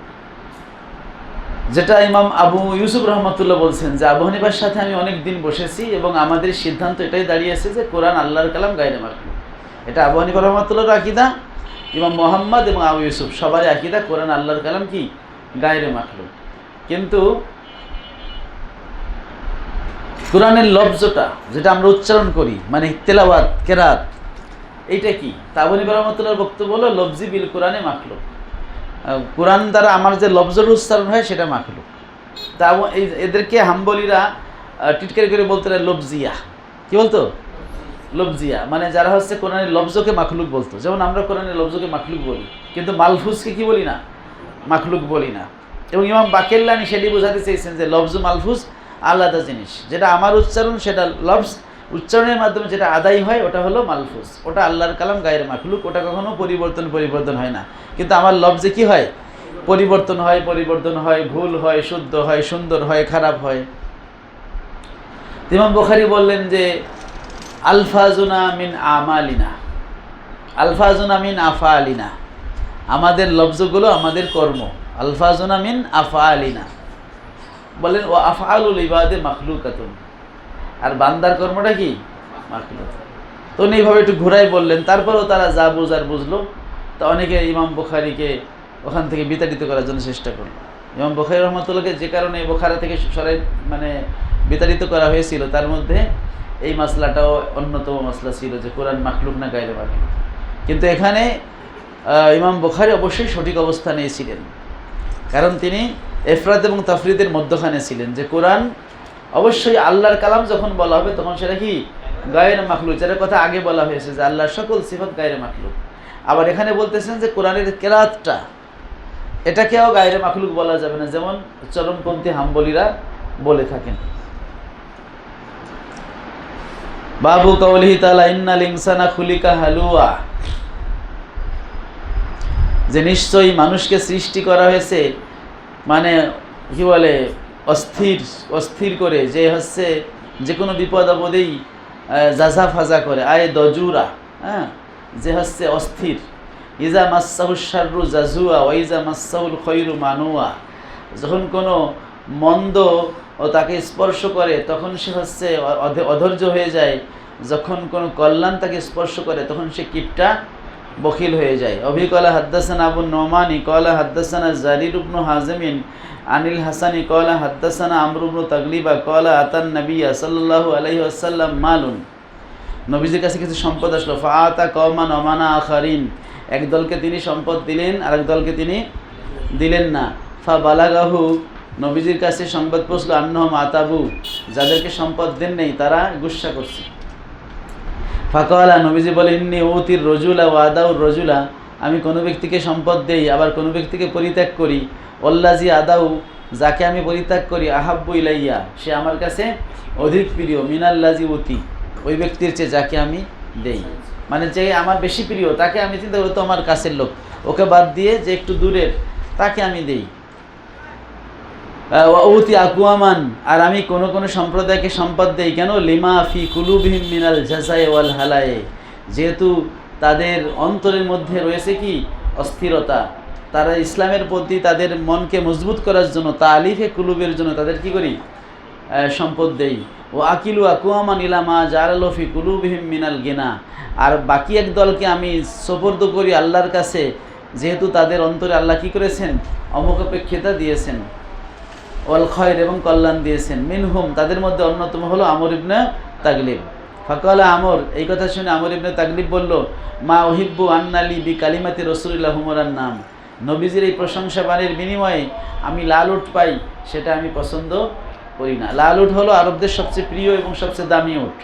তো একটা লাল উট পেয়ে যাওয়া তো ফ্রি, এটা তো অনেক কিছু, কিন্তু তার চাইতে নবীজি যে একটা প্রশংসা করলেন যে যাকে আমি বাদ দেই সে আমার কাছে প্রিয়, তা আমর ইবনে তাগলিবকে বাদ দেওয়া হয়েছে, তার মানে আমর ইবনে তাগলিব নবীর কাছে প্রিয়। তো এইটাই নবীর এই কথাটা আমার কাছে কি অনেক মর্যাদাবান। আবি ক্বালা হাদ্দাসানা মুহাম্মদ ইবনে আব্দুর রহিম ক্বালা হাদ্দাসানা আবু যায়েদিন সাঈদ ইবনে আর রবি আল হেরাবি ক্বালা হাদ্দাসানা শুবাতু আন কাতাদাতা আন আনাস ইবনে মালিক আনিন নবী সাল্লাল্লাহু আলাইহি ওয়াসাল্লাম ইয়ারবিহি আন রাব্বিহি, আল্লাহর নবী থেকে বর্ণিত, তিনি তার রব থেকে বর্ণনা করেছেন হাদিসে কুদসি। ক্বালা ইযা তাকাররাবাল আবদু ইলাইয়া শিবরান, যখন বান্দা আমার দিকে এক বিঘত এগিয়ে আসে, তাকাররাবতু ইলাইহি জিরান, আমি তার নিকটবর্তী হই এক হাত। ওয়াইজা তাকাররাবা ইলাইয়া জিরান, বান্দা যখন আমার কাছে এক হাত আগায় আসে, তাকাররাবতু মিনহু বান, আমি এক বাউ মানে দুই হাত, বা এই যে এই হাতের এই মাথা থেকে এই মাথা, এটাকে বলে একটা বা, তো এক বাউ আমি কি করি আগায় যাই। ওয়াইজা আতানি মাসিয়ান, যখন সে আমার কাছে হেঁটে হেঁটে আসে, আতাইতুহু হারওয়ালাতান, আমি তার দিকে দৌড়ে দৌড়ে যাই। আল্লাহ তাআলার ক্ষেত্রে এই যে হেঁটে আসা, দৌড়ে আসা, এক বিঘত, দুই বিঘত, এক হাত, এগুলো প্রযোজ্য না, কারণ আল্লাহ রাব্বুল আলামিন তিনি স্থানে অবস্থান করেন না, ফলে স্থানের নৈকট্যতা আল্লাহর ক্ষেত্রে মানে কি উদ্দেশ্য হবে না। তাছাড়া এটা হাদিস বিরুদ্ধ, কোরআন বিরুদ্ধ, কারণ সহিহ হাদিসে আছে যে ওয়ালা ইয়াযহালু আবদি ইয়াতাকাররাবু ইলাইয়া বিন নওয়াফিল, একজন বান্দা নফলের মাধ্যমে আমার মুকাররব হয়। তা নফল নামাজ পড়লে তো সে আল্লাহর দিকে এক বিঘাত আগায় যায় এমনটা কোনো কথা না, সে তো আগের জায়গায় থাকে। আল্লাহ যদি কোনো অবস্থান করতেন কোনো জায়গায়, তখন সেখানে হাইটে গেলে এক বিঘাত কাছাই গেল, তাই না? এটা একটা উপমা দেয়া হয়েছে। কী দেওয়া হয়েছে? যে বান্দা যদি নফল ইবাদতের মাধ্যমে আমার দিকে কিছুটা অগ্রসর হয়, সে যা অগ্রসর হয় তার সাথে বেশি আমি তার দিকে মাইল হই বা ধাবিত হই, তাকে আমি প্রিয় করে নেই। অর্থাৎ বান্দা যদি অল্প করে, আল্লাহ তার চেয়ে বেশি প্রতিদান দেন, এটা উদ্দেশ্য। এখানে দৌড়ানো, তারপরে এক বিঘত দুই বিঘত আসা, এটা কিনা উদ্দেশ্য না। ইমাম আবু হানিফা রাহমাতুল্লাহ ফিকুল আকবরে লিখেছেন যে আল্লাহ তাআলার নৈকট্য এবং আল্লাহ থেকে দূরত্ব এটা স্থানগতভাবে নয়, এটা হচ্ছে সম্পর্কগতভাবে। যা হাদিসে বলা হয়েছে যে বখিল সে আল্লাহ থেকে দূরে, আল বাখিলু বাইদু মিনাল্লাহ ওয়াস সাখিউ করিবু মিনাল্লাহ, যে দানশীল সে আল্লাহর কাছে। অথচ হইতে পারে যে বখিল আর কি বলে ওই যে সাখী ব্যক্তি, দানশীল এবং কিপটা এক জায়গায় দাঁড়ায় আছে, হতে পারে না? দুইজন একই ফ্লোরে বসবাস করতেছে, তাহলে সে আল্লাহর কাছে, সে আল্লাহর দূরে কিভাবে হলো? যদি আল্লাহ স্থানগতভাবে হয়, বরং সম্পর্কগতভাবে। কোনগতভাবে? সম্পর্কগতভাবে সে আল্লাহর সাথে তার সম্পর্ক বেশি, ঠিক আছে? এবং এই কাছে দূরেটা শুধু স্থানগতভাবে হয় এমনটা না, সম্পর্কগতভাবে। আমরা বলি ও আমার কাছের লোক, অথচ ও থাকে হয়তো আমেরিকায়, তাই না? আবার যে ওর সাথে আমাদের ও অনেক দূরে চলে গেছে, অনেক দূরে চলে গেছে, অথচ পাশের বাড়িই থাকে, এমন হইতে পারে। মানে সম্পর্কটা অনেক দূর হয়ে গেছে, এখন আর সম্পর্ক কাছের নাই। তাহলে সম্পর্কগতভাবেও কাছে দূরে হয়, আবার স্থানগতভাবেও কাছে দূরে হয়। তো যেহেতু আল্লাহর ক্ষেত্রে স্থানগত কাছে দূরে মুরাদ নেওয়া জায়েজ নাই, কারণ তিনি স্থানের ঊর্ধ্বে, সেহেতু আল্লাহর ক্ষেত্রে সম্পর্কগত কাছে দূরেই মুরাদ নিতে হবে। এক। দুই নম্বর হচ্ছে আল্লাহর সাথে মানে আল্লাহর নৈকট্যটা যে সম্পর্কগত হয় সেটা হাদিসেও বলা আছে যে আকরাবু মা ইয়াকুনুল আবদু মির রাব্বিহি ওয়া হুয়া সাজিদুন, একজন বান্দা আল্লাহর সবচেয়ে কাছাকাছি যায়, নিকটবর্তী হয় যখন সে সাজদায় থাকে। তাহলে ইবাদতের মাধ্যমে যে নৈকট্য হয় এটা তো স্থানগত নয়, তাহলে হাদিসও বলতেছে যে আল্লাহর নৈকট্য কি হবে না, স্থানগত হবে না। সুতরাং এই হাদিস দেখে এটা মনে করার সুযোগ নাই যে বান্দা কি আল্লাহ তো স্থানগত কোথাও থাকে, সেখান থেকে হাইটে হাইটে আসে। أبي قال حدثنا آدم قال حدثنا شعبة قال حدثنا محمد بن زياد قال سمعت أبا هريرة عن النبي صلى الله عليه وسلم يروي عن ربكم قال لكل عمل كفارة, প্রত্যেকটা আমলের কাফফারা আছে। মানে একটা বান্দা আমল করলো, আল্লাহ একটা সওয়াব দিয়ে দেন, তাহলে এটা মিট হয়ে গেল। বান্দা আমল করলো, আল্লাহ সওয়াব দিলেন, এটা কি হয়ে গেল, মিট হয়ে গেল, মানে কাফফারা হয়ে গেল। ওয়াসসাওমু লি ওয়া আনা আজজি বিহি, আর রোজা আমার জন্য, আমি রোজার কি দেব, পুরস্কার দেবো। ওয়ালা খালুফু ফামি সাইমি আতিয়াবু ইনদাল্লাহি মির রিহিল মিস্ক, আর রোজাদারের মুখের দুর্গন্ধ আল্লাহর কাছে কি মিস্কের চেয়েও অধিক পছন্দনীয়, অধিক সুঘ্রাণ। আমরা আগে বলেছি হাদিসের ব্যাখ্যা, এখানে আল্লাহ তাআলা কোনো সুঘ্রাণ গ্রহণ করেন না, তাই না?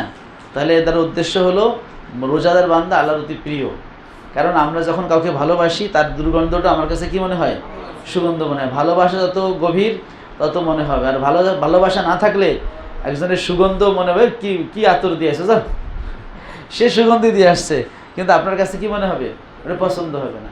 আর বন্ধু যেটা দিবে ওটাই পছন্দ হবে। মানে মূলত সম্পর্ক যত গাঢ় হয় তার দুর্গন্ধ কি হয়ে যায়, সুগন্ধ হয়ে যায়। ঠিক আছে? এই জন্য ওই যে আমাদের একটা কথা আমরা ছোট ছাত্র অবস্থায় বলতাম যে বন্ধু আগার হাইগে দিলে গন্ধ না বাসাত। ঠিক আছে? বন্ধু যদি পায়খানাও করে দেয় এতে কি আসে না, গন্ধ আসে না। এটা কোনো মানে এমনি ছাত্র জামানে বলতাম আর কি, এটা কোনো সঠিক ফার্সি না, এটা ফার্সি উর্দু মিলাই একটা আর কি বাংলা খিচুড়ি।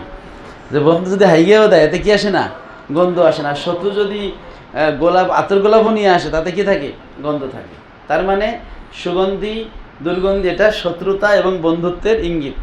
সুতরাং এখানে রোজাদারের দুর্গন্ধ আল্লাহর কাছে মিশকের চেয়ে বেশি সুঘ্রাণ, এর মানে হলো রোজাদারকে আল্লাহ কি করেন, অসম্ভব ভালোবাসেন। অবিকলে হাদ্দাসানা মুস্তাদাদুন আন ইয়াহিয়া আনিত তাইমি আন আনাস ইবনে মালিক আন আবি হুরায়রা রুবামা যাকারান নবী সাল্লাল্লাহু আলাইহি ওয়াসাল্লাম, মাঝে মাঝে নবী এভাবে উল্লেখ করেছেন, ক্বালা ইজা তাকাররাবা আবদু মিন্নি শিবরান, যখন বান্দা আমার কাছে এক বিঘত এগিয়ে আসে, তাকাররাবতু মিনহু জিরান, আমি তার কাছে এক হাত এগিয়ে যাই। ওয়াইজা তাকাররাবা মিন্নি জিরান, যখন আমার থেকে সে এক হাত অগ্রসর হয়, তাকাররাবতু মিনহু বান আও বাওয়ান। আগের হাদিস। ক্বালা মুতাবিন সামিউতু আবি ক্বালা সামিউতু আনাসান আন আবি হুরায়রা আন নবী সাল্লাল্লাহু আলাইহি ওয়াসাল্লাম আন রাব্বিহি। আবি ক্বালা হাদাসানা হাফস ইবনে উমর ক্বালা হাদাসানা শুবাতু আন কাতাদাতা হা ক্বালা ওয়া ক্বালা লি খলিফাতু ক্বালা হাদাসানা ইয়াজিদ ইবনে সুরাইন আন সাঈদ আন কাতাদাতা আন আবিল আলী আন ইবনে আব্বাস আন নবী সাল্লাল্লাহু আলাইহি ওয়াসাল্লাম ফিমা ইয়ারবিহি আন রাব্বিহি। ইবনে আব্বাস নবীজি থেকে বর্ণনা করেছেন, নবীজি তার রব থেকে যা বর্ণনা করেছেন তার অংশ হিসেবে বর্ণনা করেছেন, মানে হাদিসে কুদসি। ক্বালা লা ইয়ামবাগি লি আবদিন আইয়াকুলা, নবীজি বলেছেন আমার আল্লাহ তাআলা বলেন লা ইয়ামবাগি লি আবদিন, কোনো বান্দার একথা বলা উচিত না, ইয়াকুলা কোনো বান্দার একথা বলা উচিত না যে আন্নাহু খায়রুম মিন ইউনুস ইবনে মাত্তা, যে সে ইউনুস ইবনে মাত্তার চেয়ে সেরা। ওয়া নাসাবু ইলা আবিহি, এখানে ইউনুস আলাইহিস সালামকে তার পিতার দিকে নিসবত করে বলা হয়েছে ইউনুস ইবনে মাত্তা। তাই ইউনুস আলাইহিস সালামের চাইতে কোনো ব্যক্তি তার নিজেকে শ্রেষ্ঠ দাবি করা উচিত না। একথা কেন বলা হলো? কারণ ইউনুস আলাইহিস সালাম তিনি তো মাছের পেটে চলে গেছেন, তাহলে কারো কাছে বাহ্যিকভাবে মনে হতে পারে যে ইউনুস আলাইহিস সালাম আল্লাহ তাআলার আদেশ অমান্য করার কারণে আল্লাহ থেকে শাস্তি হিসেবে মাছের পেটে দিছেন, তাহলে আমি তো আল্লাহর এরকম আদেশ অমান্য করতেছি না, তাহলে আমি মনে হয় ইউনুসের চেয়ে সেরা। তো এখানে হাদিসে কুদসিতে আল্লাহ বলতেছেন কোনো বান্দার এই কথা বলা সমীচীন না যে সেই ইউনুসের চেয়ে সেরা। তার মানে হচ্ছে আল্লাহ রাব্বুল আলামিন ইউনুস আলাইহিস সালামকে যেটা দিয়েছেন সেটা আল্লাহ এবং ইউনুসের বিষয়, কিন্তু এই কারণে ইউনুস আলাইহিস সালামের উপরে কেউ নিজেকে প্রাধান্য দিবে বা বড় মনে করবে নিজেকে, এইটা আল্লাহ তাআলা কী করবেন না, সহ্য করবেন না, কারণ এটা আল্লাহ এবং তার নবীর ব্যাপার।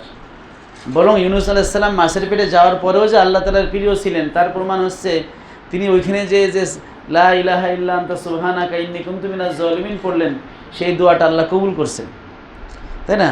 এবং তাকে 40 দিন পরে মাছের পেট থেকে জীবিতই তাকে কী করেছেন, সমুদ্রে উদ্ধার নিক্ষেপ করেছেন সেই সাগর পাড়ে। এক ব্যক্তি তো 40 দিন নিঃশ্বাস বন্ধ হয়ে থাকতে পারে না। একটা মাছের পেটে এই মানে যে হজমের যে থাকে, অ্যাসিডগুলো থাকে, মানুষের পেটের মধ্যে অ্যাসিড থাকে না, সেগুলো তো হজম করে সব গলায় ফেলায়, ঠিক আছে? তো সেই হিসেবে একটা তিমি মাছের যেই বিজ্ঞানীরা বলে যে মাছের যেই পাকস্থলীর মধ্যে যেই অ্যাসিডগুলো আছে সেগুলো মানুষের গায়ে লাগলে তার হাড্ডি সহ একেবারে গলে চূর্ণ বিচূর্ণ হয়ে যাওয়ার কথা।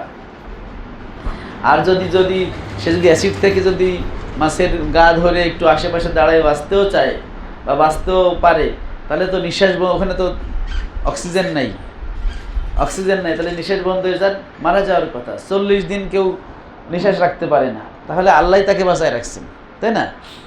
আল্লাহ তাআলাই তাকে বাঁচায় রাখছেন। সুতরাং আল্লাহ রাব্বুল আলামিন যদি তার প্রতি দয়া না পরবশ না হতেন তাহলে তাকে কেন বাঁচায় রাখলেন? এবং তার দোয়া আল্লাহ শুনলেন।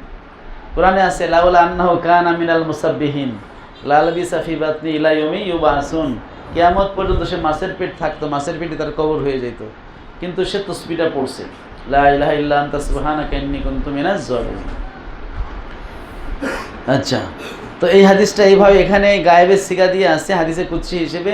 অন্য জায়গায় নবীজি বলছেন যে আমাকে তোমরা ইউনুস ইবনে মাত্তা লা তুখাইরুনি আলা ইউনুস ইবনে মাত্তা, আমি নবী মুহাম্মদ সাল্লাল্লাহু আলাইহি সাল্লামকে তোমরা ইউনুস ইবনে মাত্তার উপর প্রাধান্য দিও না, এমনটা অন্য বর্ণনায় আছে। তার মানে কি ইউনুস ইবনে মাত্তা কি আলাইহিস সালাম কি আমাদের নবীর সেরা? না, সেরা বোঝানো হয় নাই। এখানে নবীদের মধ্যে প্রাধান্য দিতে গিয়ে কাউকে হেয় প্রতিপন্ন করা নিষেধ, এটা বোঝানো হয়েছে। কারণ আমাদের নবীকে আল্লাহ তাআলা সবার উপরে নিয়ে গেছেন, সেই আরশে মুআল্লায় সিদরাতুল মুনতাহার উপরে নিয়ে গেছেন, আর ইউনুস আলাইহিস সালামকে সবার নিচে নিয়ে গেছেন। এই জন্য ইউনুস আলাইহিস সালামকে কেউ নিম্ন মনে করবে এইটা সমীচীন নয়। কারণ আল্লাহ রাব্বুল আলামিন তো কোনো স্থানে অবস্থান করেন না যে উপরে গেলে আল্লাহর সে বেশি নিকটবর্তী হয়ে যাবে আর নিচে গেলে তার সাথে আল্লাহর সম্পর্ক থাকবে না, এমনটা নয়। বরং ওই নিচে থাকা অবস্থা আল্লাহ তাআলা তার তাসবিহটা শুনেছেন এবং তার ডাকে সাড়া দিয়ে কী করছেন, তাকে উদ্ধার আল্লাহ করেছেন। ফলে ইউনুস আলাইহিস সালাম যেখানেই যান না কেন, যত নিচেই যান না কেন, তার সাথে আল্লাহর কী ছিল, সেই মুনাসাবাত, সেই লিঙ্কটা ছিল।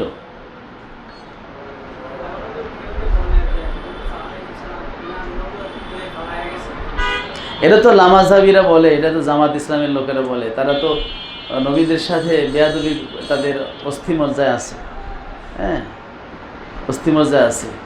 মওদুদি সাহেবের তফসিরে এইগুলো লিখছে বা অরম কিছু, এগুলো মূলত ইসরায়েলি রেওয়ায়াত। যারা তফসির করে ইসরায়েলি রেওয়ায়াত কোনটা, নবীদের সে ইসমাত, এই আকীদা যার সঠিক নাই, তখন তো তার তফসিরে ভুল হবেই, ঠিক আছে? কিন্তু আমরা বলি যে না, ইউনুস আলাইহিস সালাম তিনি যেটা করছেন সেটা কে কবিরা গুনাহ বলার কোনো সুযোগ নাই। কারণ নবীরা নবুয়তের আগে এবং পরে মাসুম, এটা আহলুস সুন্নাত ওয়াল জামাতের আকীদা, ঠিক আছে? তারা শুধু ইউনুস আলাইহিস সালাম, দাউদ আলাইহিস সালামকেও ব্যভিচারের দোষ তারা দিয়ে থাকে, নাউজুবিল্লাহ। তো বলে উরিয়ার বউকে, মানে ওনার যে সেনাপতি উরিয়া, তা উরিয়াকে যুদ্ধে পাঠাইয়ে উরিয়ার বউ ছিনাই নিছে, আর দাউদ আলাইহিস সালাম তার বউকে বিয়ে করছে। কিন্তু এটা না, একজন সেনাপতি সে তো যুদ্ধে যাবেই, আর সেনাপতি সম্মুখভাগে যুদ্ধ করবেই। কারণ সেনাপতি যদি শহীদ হয়ে যায়, এখানে রাষ্ট্রপতির কি করার আছে? রাষ্ট্রপতির কিছু করার নেই। তো যাই হোক, কোরআন বিভিন্ন সময়ে নবী রাসূলদের ব্যাপারে যে বক্তব্যগুলো দিয়েছে, এইগুলো আমাদের জন্য একটা পরীক্ষা। সুতরাং যারা নবী রাসূলদেরকে ক্বাবলান নুবুওয়াত বা'দান নুবুওয়াত মাসুম মানে, তারা ওই আয়াতগুলোকে নবীদের শানের সাথে প্রযোজ্য পন্থায় ব্যাখ্যা করে, এবং সেই ব্যাখ্যার সুযোগও কোরআন আমাদের দিয়েছে। আদম আলাইহিস সালামকে কেউ পাপী বলে, আবার আমরা বলি যে না, আদম আলাইহিস সালাম গন্ধমকে পাপ করেন না, কারণ আল্লাহ নিজে বলছে অনাসিয়া আদম ভুলে গেছিল। আর ভুলে গেলে সেটাকে পাপ হিসেবে গণ্য করা যায় না। নিসিয়ানটা এটা কখনোই পাপ হবে না। আমরা রোজা রেখে নিসিয়ান খেয়ে ফেলে আমাদের রোজা নষ্টও হয় না। এরকম সব নবীদের ক্ষেত্রেই উত্তর দেওয়া হয়েছে। আল্লামা ইবনু হজম তার মেলাল নেহাল কিতাবের মধ্যে উত্তর দিয়েছেন। এরপরে হচ্ছে ফখরুদ্দিন রাজি রহমতুল্লাহ আলাই তিনি ইসমাতুল আম্বিয়া কিতাবের মধ্যে বিস্তারিত উত্তর দিয়েছেন।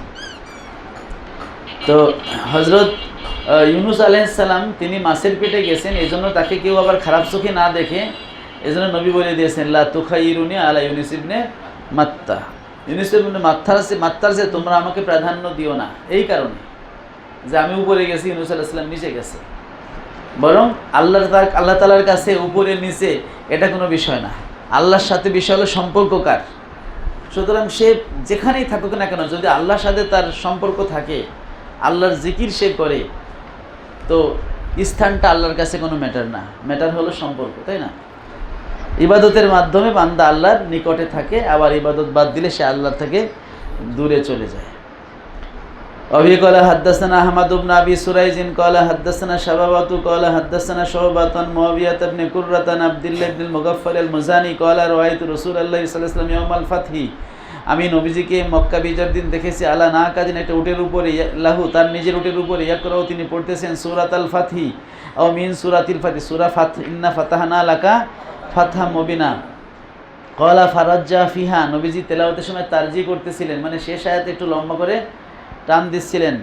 ক্বালা সুম্মা ক্বালা মুআবিয়া তু ইয়াহকি কিরাআতা ইবনুল মুগাফফাল, এরপরে হযরত মুআবিয়া তিনি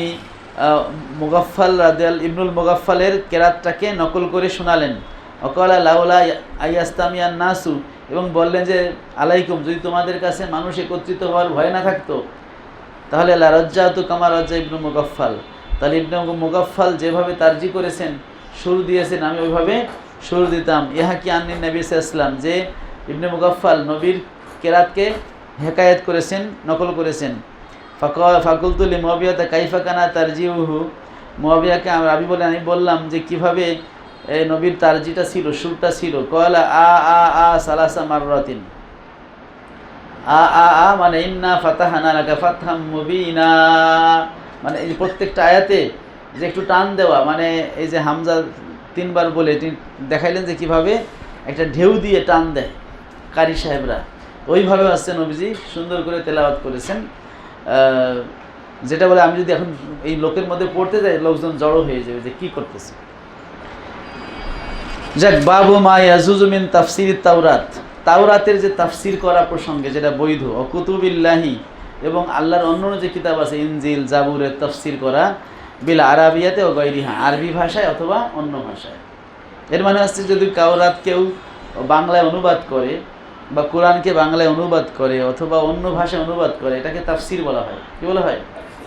কারণ তরজমার একটা অর্থ হলো তাফসির, তরজমাটা হলো তাফসিরে ইজমালি, তাফসিরে ইজমালি মানে হচ্ছে সংক্ষিপ্ত ব্যাখ্যা। কারণ কোরআন হলো ইসমুল্লিন নজমে ওয়াল মানা জামিয়ান, কোরআন যেই নজমে নাজিল হয়েছে ওটা এবং ওর মানা দুইটা মিলেই কোরআন। তো আপনি যখন অন্য ভাষা আনবেন তখন তো আপনি মানাটা আনার চেষ্টা করতে পারেন, কিন্তু লফজ তো আর আনতে পারেন না, পারেন? এই জন্য অন্য ভাষাকে বাংলা কোরআন, ইংরেজি কোরআন এরকম বলা জায়েজ নেই, কোরআন শুধু আরবিটাই হবে। এমনকি যদি কোরআনে যে শব্দটা নাজিল হয়েছে সেই শব্দ বাদে যদি অন্য মোরাদেব শব্দ দিয়ে আপনি বলেন, সেটাকে কোরআন বলা যাবে না, সেটা তাফসির বলা যাবে। কি বলা যাবে? তাফসির। এই জন্য বলছি যে আল্লাহর কিতাব অথবা তাওরাত বা আল্লাহর অন্য কিতাবকে আরবি বা অন্য ভাষায় তাফসির করা জায়েজ এ প্রসঙ্গে। লিকাউলিল্লাহ তাআলা কুল ফাতু বিত তাওরাতি ফাতলুহা, বলুন তোমরা তাওরাত নিয়ে আসো এবং তেলাওয়াত করো ইন কুনতুম সাদিকিন। এখন নবীজি তো তাওরাত বুঝবেন না, সুরিয়ানি ভাষা বুঝবেন, তাহলে নবীজির কাছে সেটা কীভাবে বলা হয়েছে? অবশ্যই আরবিতে ট্রান্সলেশন করে বলা হয়েছে। তাহলে প্রয়োজনে মানে আসমানি কিতাবকে অন্য ভাষায় ট্রান্সলেশন করা যাবে, যেটা আপনারা ওয়ারাকা ইবনে নওফলের হাদিস পড়ছেন যে উনি তাওরাত এবং ইনজিলকে আরবি ভাষায় কী করতেন? তর্জমা করতেন বা ব্যাখ্যা করতেন।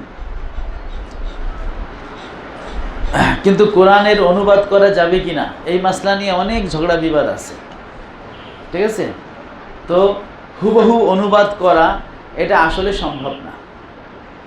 কোরআনের হুবহু অনুবাদ করা কি না সম্ভব না, কিন্তু ব্যাখ্যা করা সম্ভব, কারণ ব্যাখ্যায় তো একটু বেশি থাকে। কারণ কোরআনের যেই শব্দটা আল্লাহ ব্যবহার করেছেন অনেক সময় ঠিক ওই শব্দের হুবহু প্রতিশব্দ অন্য ভাষায় পাওয়া যায় না। কারণ কোরআন হলো আরবি ভাষা নাজিল হয়েছে, আর আরবি হলো সবচেয়ে শ্রেষ্ঠ ভাষা। আরবির যত শব্দ ভাণ্ডার আছে অন্য ভাষায় এত শব্দ ভাণ্ডার নাই, সামান্য এদিক সেদিক হলে সেই শব্দের মধ্যে চেঞ্জ হয়ে যায়। এমনকি মোরাদেফগুলোর মধ্যেও পার্থক্য আছে, একটার মোরাদেফ আর একটা, কিন্তু এই দুটোর মধ্যে আবার পার্থক্য আছে। তাইলে আপনি একটা জায়গায় একটা তো লাগাইতে পারতেছেন না, কারণ হুবহু তো আপনি পাচ্ছেন না। সুতরাং আপনি কিভাবে এক ভাষা থেকে অন্য ভাষায় আনবেন?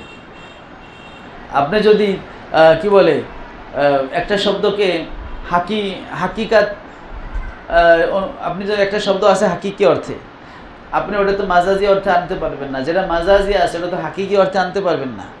এখন আপনি অনুবাদ করার সময় কি আছে, যে শব্দটা আছে ওটার ডিকশনারিতে কি অর্থ হয় সেটা আপনি নিয়ে আসলেন, কিন্তু ওই শব্দের হাকিকি অর্থ হয়তো কোরআনে উদ্দেশ্য না, কি না, ওটার মাজাজি উদ্দেশ্য। আপনি মাজাজটা তো আনলে তো হুবহু অনুবাদ হইল না, আর হুবহু অনুবাদ করলে তো মুরাদটা আসলো না।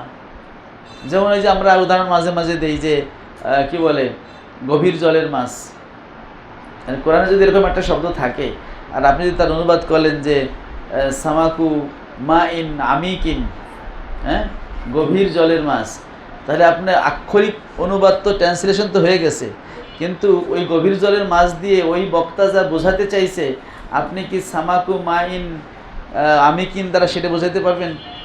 এটা তো বোঝাতে পারবেন না, সে তো পানি আর মাছ খুঁজতে থাকবে, কিন্তু সেই গভীর জলের মাছের যে মূল অর্থ এটা তো সে পাইবে না। কারণ গভীর জলের মাছ তো আক্ষরিক অর্থে ব্যবহার হয়নি, এটা তো মাজাজি অর্থে, চালাক অর্থে ব্যবহার হয়েছে, মাজাজি অর্থে। ওইরকম কোরআনে মুশতারেক শব্দ থাকে, কি থাকে? মুশতারেক একটা শব্দে অনেকগুলো অর্থ থাকে।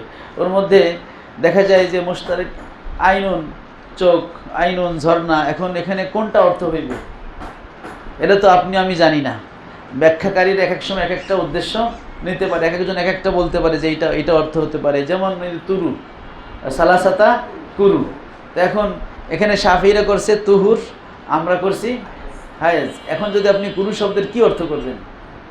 3 কুরুর অর্থ যদি আপনি 3 হায়েজ করেন, হ্যাঁ, তাহলে তো হানাফিদেরকে বাঁচাইলেন, কিন্তু শাফিঈদের দৃষ্টিতে আপনি আপত্তি রয়ে গেল। আবার শাফিঈদের দৃষ্টিতে আপনি যদি 3 তুহুর লেখেন তাহলে হানাফিদের দৃষ্টিতে প্রশ্নবিদ্ধ রয়ে গেলেন।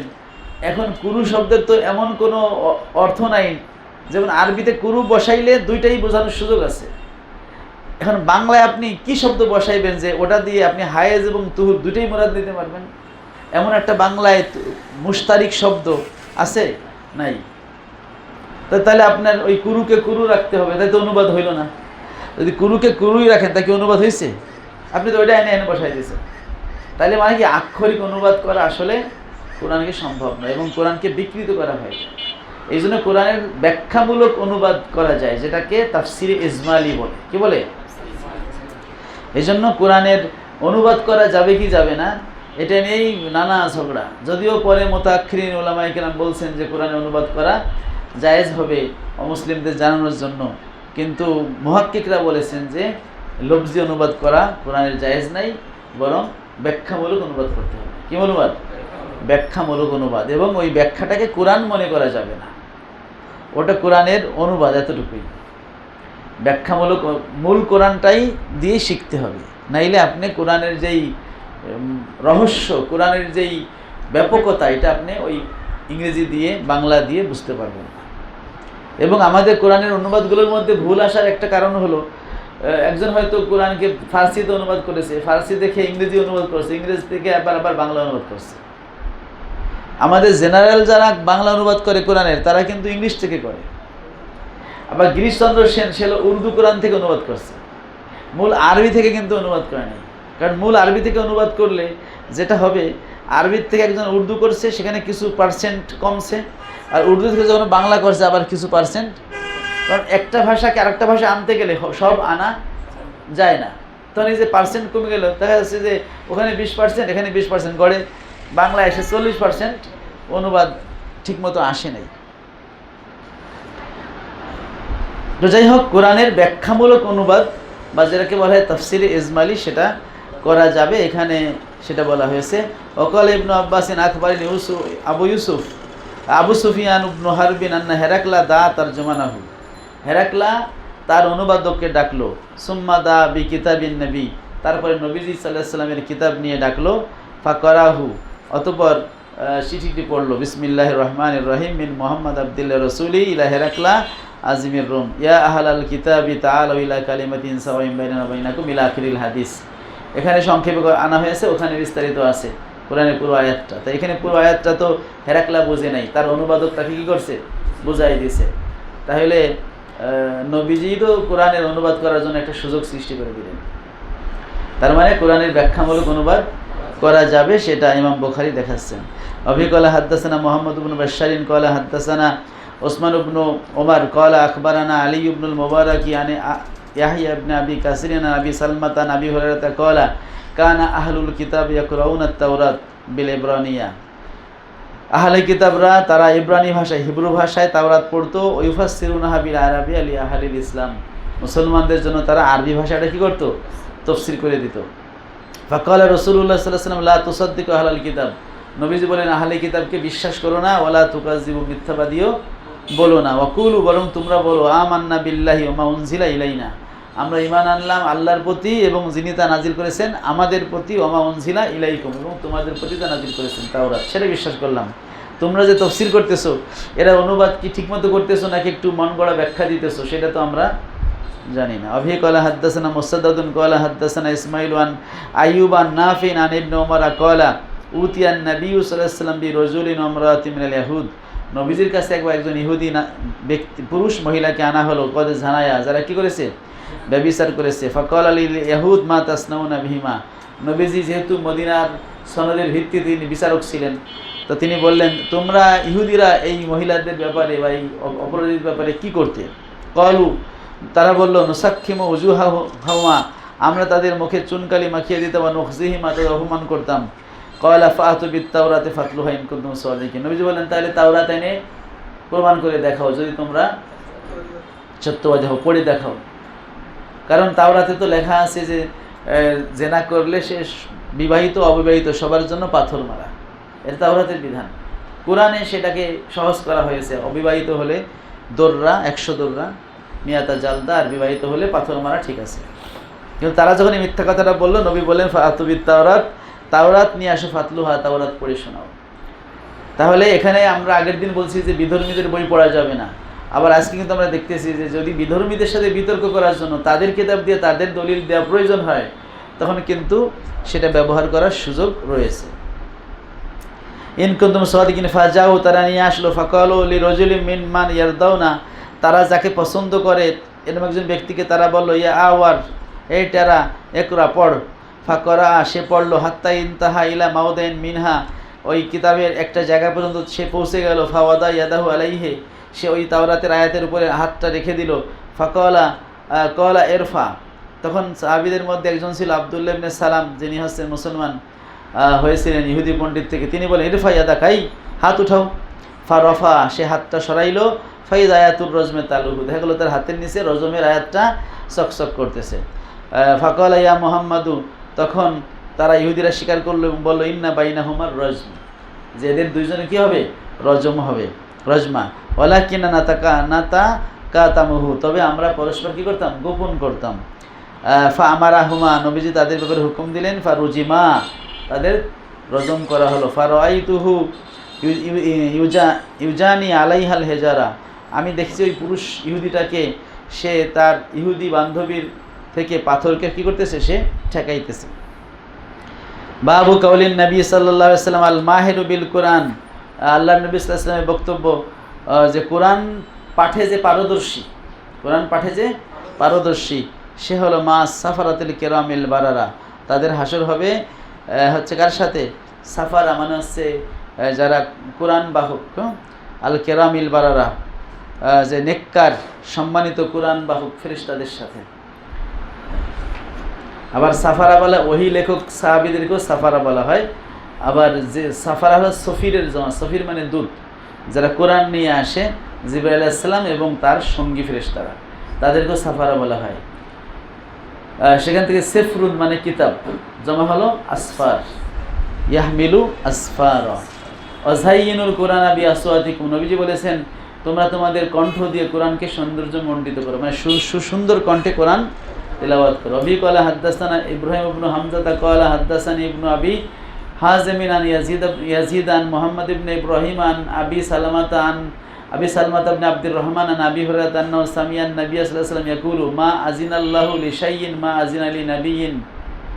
আল্লাহ রাব্বুল আলামিন এমন কোনো বিষয় অনুমতি দেন নেই যে এরকম অনুমতি দিয়েছেন তার নবীকে হাসানিস সাউতি বিল কোরআন ইয়াজহারু বিহি, কোরআন উচ্চ আওয়াজে সুন্দর কণ্ঠে পড়ার জন্য নবীকে যে আদেশ করেছেন এরকম আদেশ অন্য কোনো বিষয়ে দেননি। অভি কলা হাদ্দাসানা ইয়াহইয়া ইবনু বুকাইরিন কলা হাদ্দাসানা লাইস আন ইউনুস আন ইবনে শিহাবিন কলা আখবারিন উরওয়াত ইবনু যুবাইরি ওয়া সাঈদ ইবনুল মুসাইয়িব ওয়া আলকামাত ইবনু ওয়াক্কাসিন ওয়া উবাইদুল্লাহ ইবনে আব্দুল্লাহ আন হাদিসি আয়েশা। ইবনে শিহাব জুহরি বলেছেন এই যে চারজন তাবেঈ উরওয়া, সাঈদ, আলকামা এবং উবাইদুল্লাহ, এই চারজন আমাকে আম্মাজান আয়েশার যে ঘটনা মানে ইফকের ঘটনা সম্পর্কে বলেছে। হিনা কলালা হালুল ইফকে মা কলু, যখন ইফকওয়ালারা অপবাদ রটনাকারীরা আম্মাজান আয়েশার ব্যাপারে যা বলার বলছে। অকুল্লুন হাদ্দাসানি ফাতাম মিনাল হাদিস, এরা চারজনের প্রত্যেকে আমাকে ঘটনার একটা অংশ বলেছে। কলাত ফাত্তাদাতু, আম্মাজান আয়েশা বলেছেন আমি শুয়ে পড়লাম আলা ফেরাশি, আমার বিছানায়, ওয়ানা হিনা ইজিন আলামু, আর তখনও আমি জানতাম আন্নি বারিয়াতুন, আমি হচ্ছে এই অপবাদ থেকে মুক্ত পবিত্র। ইন্নাল্লাহা ইউবাররিউনি, আর আমি ধারণা করতাম যে আল্লাহ আমাকে অবশ্যই মুক্ত ঘোষণা করবেন। ওয়ালাকিন ওয়াল্লাহি মা কুনতু আযুন্নু, তবে আল্লাহর কসম আমি এটা ধারণা করতাম না যে আন্নাল্লাহা মুনজিলুন ফি শানি ওয়াহিয়ান, যে আল্লাহ তাআলা আমার ব্যাপারে কোরআনের কি নাজিল করবেন, ওহী নাজিল করবেন, ইউতলা, যেটা কি করা হবে, তেলাওয়াত করা হবে, এইটা আমি কখনো কল্পনা করিনি। ওয়ালা শানি ফি নাফসি, আমার নিজের কাছে আমার শানটা ছিল কানা আহকার, অধিক নিম্নতর, মিন আইয়াতাকাল্লামাল্লাহু ফিহা বিআমরিন উতলা, যে আল্লাহ তাআলা আমার ব্যাপারে তেলাওয়াত করা হবে এমন হুকুম নাজিল করবেন, তার চাইতে আমার নিজের কাছে আমার নিজেকে অনেক খাটো মনে হতো। ওয়া আনজালাল্লাহু, যাক আল্লাহ নাজিল করলেন ইন্নাল্লাযিনা জাউ বিল ইফক, আল-আশরাল আয়াত, 10টা আয়াত কুল্লাহা সব নাজিল করলেন, যে নিশ্চয়ই যারা অপবাদ নিয়ে এসেছে। আম্মাজান আয়েশার ওই ঘটনা, এটা মূলত মুনাফিকদের একটা কি ছিল, চক্রান্ত ছিল, নবীজিকে বিতর্কিত করার জন্য এবং নবীজিকে কষ্ট দেওয়ার জন্য। অভি কলা হাদ্দাসানা আবু নুআইমিন কলা হাদ্দাসানা মিসআরুন আন আদি ইবনে সাবিতিন কলা সামিতুল বারা ইবনে আযিবিন ইয়াকুলু সামিতুন নবী সাল্লাল্লাহু আলাইহি ওয়াসাল্লাম ইয়াকরাউ ফিল ইশায়ে, বারা ইবনে আযিব বলেন আমি নবীজিকে ঈশার নামাজে পড়তে শুনেছি, ওয়া তিন ওয়া যাইতুন, সূরা 3 পড়তে শুনেছি। ফামা সামিতু আহাদান আহসানা সাউতান ওয়া কিরাতাম মিনহু, নবীজির চেয়ে উত্তম কণ্ঠে আমি কাউকে সূরা 3 পড়তে শুনিনি। অবি কলা হাদ্দাসানা হাজ্জাজ ইবনে মিনহালিন কলা হাদ্দাসানা হুসাইমুন আন আবি বিশরিন আন সাঈদ ইবনে জুবাইরিন আন ইবনে আব্বাসিন কলা কানা নবী সাল্লাল্লাহু আলাইহি ওয়াসাল্লাম মুতাওয়ারিয়ান বিমক্কা, নবীজি মক্কায় তখন লুকিয়েছিলেন, মানে গোপনে ইসলাম প্রচার করতেন। ওয়াকান ইয়ারফাউ সাওতাহু, নবীজি যখন নামাজ পড়তেন তার আওয়াজটা কি করতেন, কেরাতটা উঁচু করে জোরে আওয়াজে পড়তেন। ফাইজা সামিয়াহুল মুশরিকুন সাব্বুল কোরআন, যখন মুশরিকরা কোরআনে নামাজে কোরআন তেলাওয়াত শুনতো তারা কি করতো, কোরআনকে গালি দিত। ওমান জাবিহি, কোরআন যে নিয়ে আসছে জিবরাইল তাকে গালি দিত। ফাকাল আল্লাহু লিনাবিহি, তখন আল্লাহ তার নবীকে বললেন ওয়ালা তাজহার বি সালাতিকা ওয়ালা তুখাফিদ বিহা, নামাজ জোরেও পড়েন না আবার একেবারে আস্তেও পড়েন না, জোরে পড়েন না যাতে মুশরিকরা গালি দিবে, আস্তে পড়েন না যাতে সাহাবীরা আবার না শুনবে, বরং অবতাগি বাইনা জালিকা সাবিলা। নামাজ জোরে পড়া দ্বারা উদ্দেশ্য হচ্ছে নামাজের কেরাত জোরে পড়া, একে বলে মাজাজুল হজফ। মাজাজুল হজফ মানে একটা শব্দ হজফ করে মাজাজ নেওয়া হয়েছে। নামাজ তো জোরে পড়া যায় না, নামাজের কেরাতটা কি করা যায়, ওয়ালা তাজহার বি সালাতিকা বি কিরাতি সালাতিকা। আচ্ছা, অভি কলা হাদ্দাসানা ইসমাঈল কলা হাদ্দাসানি মালিক আন আব্দুর রহমান ইবনে আব্দুল্লাহ ইবনে আব্দুর রহমান ইবনে আবি সাসাত আন আবিহি আন্নাহু আখবারাহু আন্না আবা সাঈদ খুদরি রাদিয়াল্লাহু আনহু কলা ইন্নী আরাকা তুহিব্বুল গনাম কলা লাহু। আবু সাঈদ খুদরি তিনি আব্দুর রহমান, ওই যে আব্দুর রহমান ইবনে আব্দুল্লাহ ইবনে আব্দুর রহমান ইবনে আবি সাসা, ওনাকে বলতেছেন যে আমি দেখতেছি যে তুমি তুহিব্বুল গনাম ওয়াল বাদিয়া, তুমি গ্রামাঞ্চল মানে পাহাড়ি এলাকা এবং হচ্ছে ছাগল পালকে ভালোবাসো। ফাইজা কুনতা ফি গনামিকা বাদিয়াতিকা, যখন তুমি তোমার ছাগল পালের মাঝে থাকবে বা তোমার গ্রামে থাকবে, ফা আযানতা বিস সালাত, অথবা নামাজের জন্য যদি তুমি আজান দাও, ফারফা সাওতাকা বিন নিদায়ে, তাহলে আজানটা একটু জোরে আওয়াজে দিবে, একা হলেও কি দিবে, আজান জোরে দিবে। কেন? ফাইন্নাহু লা ইয়াসমাউ মাদা সাউতিল মুয়াজ্জিনি জিন্নুন ওয়ালা ইনসুন ওয়ালা শাইউন। কেননা যে মুয়াজ্জিনের এই আওয়াজের সেই চূড়া মানে সর্বশেষ শব্দটা বা যেটা সর্বশেষ পৌঁছে যায় ওটা কোনো জিন বা কোনো ইনসান বা অন্য যা কিছুই শুনুক না কেন, ইল্লা শাহিদাল্লাহু ইয়াউমাল কিয়ামা, যদি এটা পাখি শোনে, পশু শোনে, গাছ তরুলতা যা শুনুক, পাহাড়, সবাই আল্লাহর কাছে কি দেবে? মুয়াজ্জিনের পক্ষে সাক্ষ্য দিবে। ক্বালা আবু সাঈদ সামি'তু মিন রাসূলিল্লাহি সাল্লাল্লাহু আলাইহি ওয়াসাল্লাম। আবু সাঈদ খুদরি বলছেন, আমি তোমাকে যে ওয়াজটা দিলাম এটা আমি নবীজি থেকে শুনেছি। অবি ক্বালা হাদাসানা কবিসাতু ক্বালা হাদাসানা সুফিয়ান ওয়ান মানসুরিন আন উম্মি আন আয়েশা ক্বালাত কানা নবী সাল্লাল্লাহু আলাইহি ওয়াসাল্লাম ইয়াকরাউল কুরআনা। আম্মা জান আয়েশা বলেছেন, নবীজি কোরআন তেলাওয়াত করতেন, ওয়া রাসু ফি হাজরি, আর তার মাথা থাকতো আমার কোলে। নবীজি তার স্ত্রী আম্মা জান আয়েশার কোলে মাথা দিয়ে কি করতেন? কোরআন শরীফ তেলাওয়াত করতেন। ওয়ানা হায়েজুন, আম্মা জান বলেছেন তখন আমার হায়েজ হতো। তার মানে অপবিত্র মহিলা সে কোরআন শুনতে পারবে, করতে পারবে, শুনতে পারবে। পায়খানায় বসেও কোরআন শোনা যায়, কিন্তু তেলাওয়াত করা যাবে না। নাপাক ব্যক্তি কি করতে পারবে না? কোরআন তেলাওয়াত করতে পারবে না। তবে সে যদি মুআল্লিম হয় তাহলে ভেঙে ভেঙে, মানে পুরোটা না মিলায়ে ভেঙে ভেঙে সে বানান করতে পারবে, কিন্তু পুরোটা আবার মিলায়ে পড়তে পারবে না। মানে কেরাত যাকে বলে সেটা পড়তে পারবে না। হাদিসে আছে লা ইয়াকরাউল কুরআনা জুনুবুন ওয়ালা হায়েজুন, হায়েজা মহিলা বা নাপাক ব্যক্তি যে সে কোরআন পড়বে না। তবে বিনা ওযুতে কোরআন পড়া যায়, কিন্তু কোরআন ধরা যায় না। বাবুন ফাকরাউ মা তায়াসসারা মিনাল কুরআন, কোরআন থেকে যেটা সহজ তোমরা সেটা পড়ো নামাজে।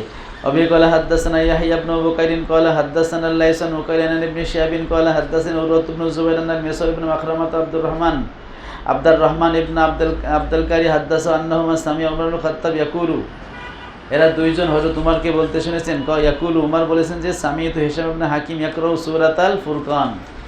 হযরত উমর বলতেছেন যে আমি হিশাম ইবনে হাকিমকে সূরা ফুরকান পড়তে শুনলাম ফি হায়াতি রাসূলিল্লাহি সাল্লাল্লাহু আলাইহি, আল্লাহ রাসূলের যুগে। ফাস্তামাতু লিকিরাতিহি, আমি মনোযোগ দিয়ে তার কেরাতটা শুনলাম। ফাইজা হুয়া ইয়াকরাউ আলা হুরুফিন কাসীরা, দেখলাম যে সে বিভিন্ন পদ্ধতিতে কোরআন পড়তেছে। লাম ইউকরিনি হা রাসূলুল্লাহ সাল্লাল্লাহু আলাইহি ওয়াসাল্লাম, যেই পদ্ধতিতে নবীজি আমাকে কোরআন শিখায়নি। ফাকিত্তু উসাবিরু ফিস সালাত, নামাজের মধ্যে আমি তাকে ধরতে গেলাম। ফাতাসাব্বারতু, কষ্টে আমি সবর করলাম। হাত্তা সাল্লাম, এমনকি সে সালাম ফিরে গেল। ফাল্লাব্বাতু বিরিদাইহি, আমি তার চাদর সহ তাকে গেলাম কলার পাকড়ে ধরলাম। ফাকুলতু মান আকরাআকা হাযিহিস সূরা, এই সূরা তোমাকে কে পড়াইছে? আল্লাতী সামিতুকা তাকরাউ, যেটা তোমাকে আমি এই নামাজে পড়তে শুনলাম। ফাকাল আকরানিহা রাসূলুল্লাহ সাল্লাল্লাহু আলাইহি ওয়াসাল্লাম, হাকিম হিশাম বলল যে আমাকে আল্লাহর রাসূল এইভাবে পড়াই দিছে। ফাকুলতু, হযরত উমর বলেন আমি বললাম কাযাবতা, তুমি মিথ্যা বলছো। আকরানিহা আলা গায়রে মা কারাতা, আমাকে তো নবী পড়িয়েছে কিন্তু তুমি যেভাবে পড়ছো ওইভাবে না। ফান্তালাকতু বি আকুদুহু ইলা রাসূলিল্লাহি সাল্লাল্লাহু আলাইহি ওয়াসাল্লাম, হযরত উমর বলেন আমি হিশামকে টানতে টানতে নবীজির কাছে নিয়ে গেলাম। ফাকুলতু, বললাম ইন্নী সামিতু হাযা ইয়াকরাউ সূরাতাল ফুরকান, হুজুর আমি এই লোককে সূরা ফুরকান পড়তে শুনেছি আলা হুরুফিন, এমন পদ্ধতিতে যে লাম তুকরিনিহা, যেভাবে আপনি আমাকে পড়াননি। ক্বালা রাসূলুল্লাহ সাল্লাল্লাহু আলাইহি ওয়াসাল্লাম ইকরা ইয়া উমর। ফাকালা আরসিলহু, নবী বললেন তুমি ছেড়ে দাও, কারণ বিচারের সময় তার শাস্তি দেওয়া যায় না, আগে ছাড়ো। ইকরা ইয়া হিশাম, হিশাম তুমি পড়ো। বাদী বিবাদী দুইজনের কাছ থেকে শুনতে হবে, এজন্য নবীজি কি করলেন? হিশামকে পড়তে বললেন। ফাকরাল কিরাত আল্লাতী সামিতুহু, উমর রাদিয়াল্লাহু আনহু বলেন আমি যেভাবে শুনেছি সেভাবেই সে কেরাতটা পড়লো। ফাকালা রাসূলুল্লাহ সাল্লাল্লাহু আলাইহি ওয়াসাল্লাম কাযালিকা উনজিলাত, এভাবেই কি হয়েছে? নাজিল হয়েছে। সুম্মা ক্বালা রাসূলুল্লাহ সাল্লাল্লাহু আলাইহি ওয়াসাল্লাম ইকরা ইয়া উমর, তারপরে রাসূলুল্লাহ সাল্লাল্লাহু আলাইহি ওয়াসাল্লাম বলেন উমর তুমি পড়ো। ফাকরাতু, আমি পড়লাম। হাত্তা আকরানি আল্লাতে আকরানি, যেভাবে নবীজি আমাকে পড়িয়েছেন সেভাবে আমি পড়লাম।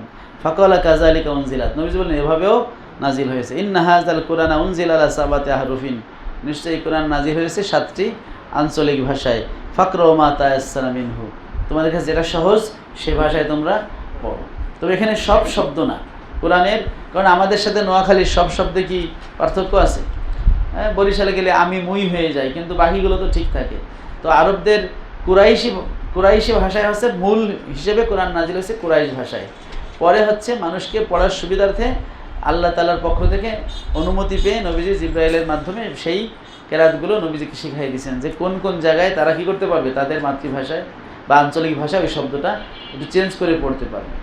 কিন্তু এই আঞ্চলিক ভাষার তেলাওয়াত নবীজির যুগে জায়েজ ছিল, এবং সেখানে একটা গ্যাঞ্জামও হইল। দেখেন, নবীজির উপস্থিতি এবং নবীজি মিটাই না দিলে তো মোটামুটি মারামারি হয়ে যেত। তো এই আঞ্চলিক তেলাওয়াতের কারণেই কিন্তু পরবর্তীতে ওসমান রাদিয়াল্লাহু আমলে বিভিন্ন এলাকায় কারীদের ছাত্রদের মাঝে মারামারি শুরু হলো মুসলমানদের মধ্যে, যে আমাদের হুজুর এরকম পড়াইছে, ও বলে আমাদের হুজুর এরকম পড়াইছে, কোরআন এটা হবে, তুমি ভুল পড়তেছো। তো আর্মেনিয়া এবং আজারবাইজান এলাকায় এই ঘটনা দেখা দিল। হুযায়ফা ইবনে ইয়ামান রাদিয়াল্লাহু আনহু তিনি মদিনায় এসে হযরত উসমানকে রাদিয়াল্লাহু আনহুকে বললেন যে আপনি কোরআন একটা পঠন পদ্ধতি নির্দিষ্ট করে দেন, নাহলে তো সব মারামারি লাগবে, মুসলমানরা মারামারি লাগবে। পরে উনি কোরআনের সব নুসখাগুলো উড়াই দিলেন এবং আবু বকর রাদিয়াল্লাহু আনহু যে নুসখাটা লিখে গেছিলেন সেইটাকে, সেই নুসখাতুল ইমাম, মুসাফুল ইমাম, সেটাকে তিনি 7টা কপি করলেন এবং কোরাইশি লাহাজা যেটা, ওই পঠন পদ্ধতিকে মূল ধরে কী করলেন হচ্ছে আবার 7টা কপি করে 7 এলাকায় পাঠিয়ে দিলেন। এই সকল মানুষকে তিনি একটা পঠন রীতিতে একত্র করছেন, এই জন্য ওনাকে জামিউল কোরআন বলা হয়। এজন্য না যে উনি কোরআনগুলো একত্র করছেন, এজন্য ওনাকে জামিউল কোরআন বলা হয় না।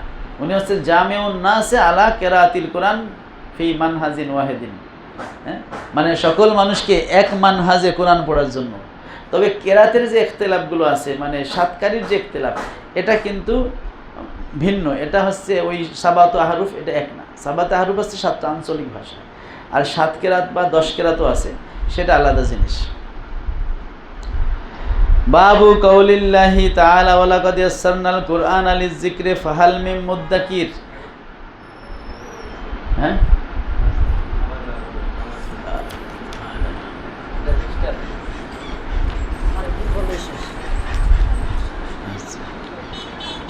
এটুকু আর পড়বো না, এটা এখানে থাক, এটা শেষে, একেবারে সবার শেষের দিন পড়বো, ঠিক আছে।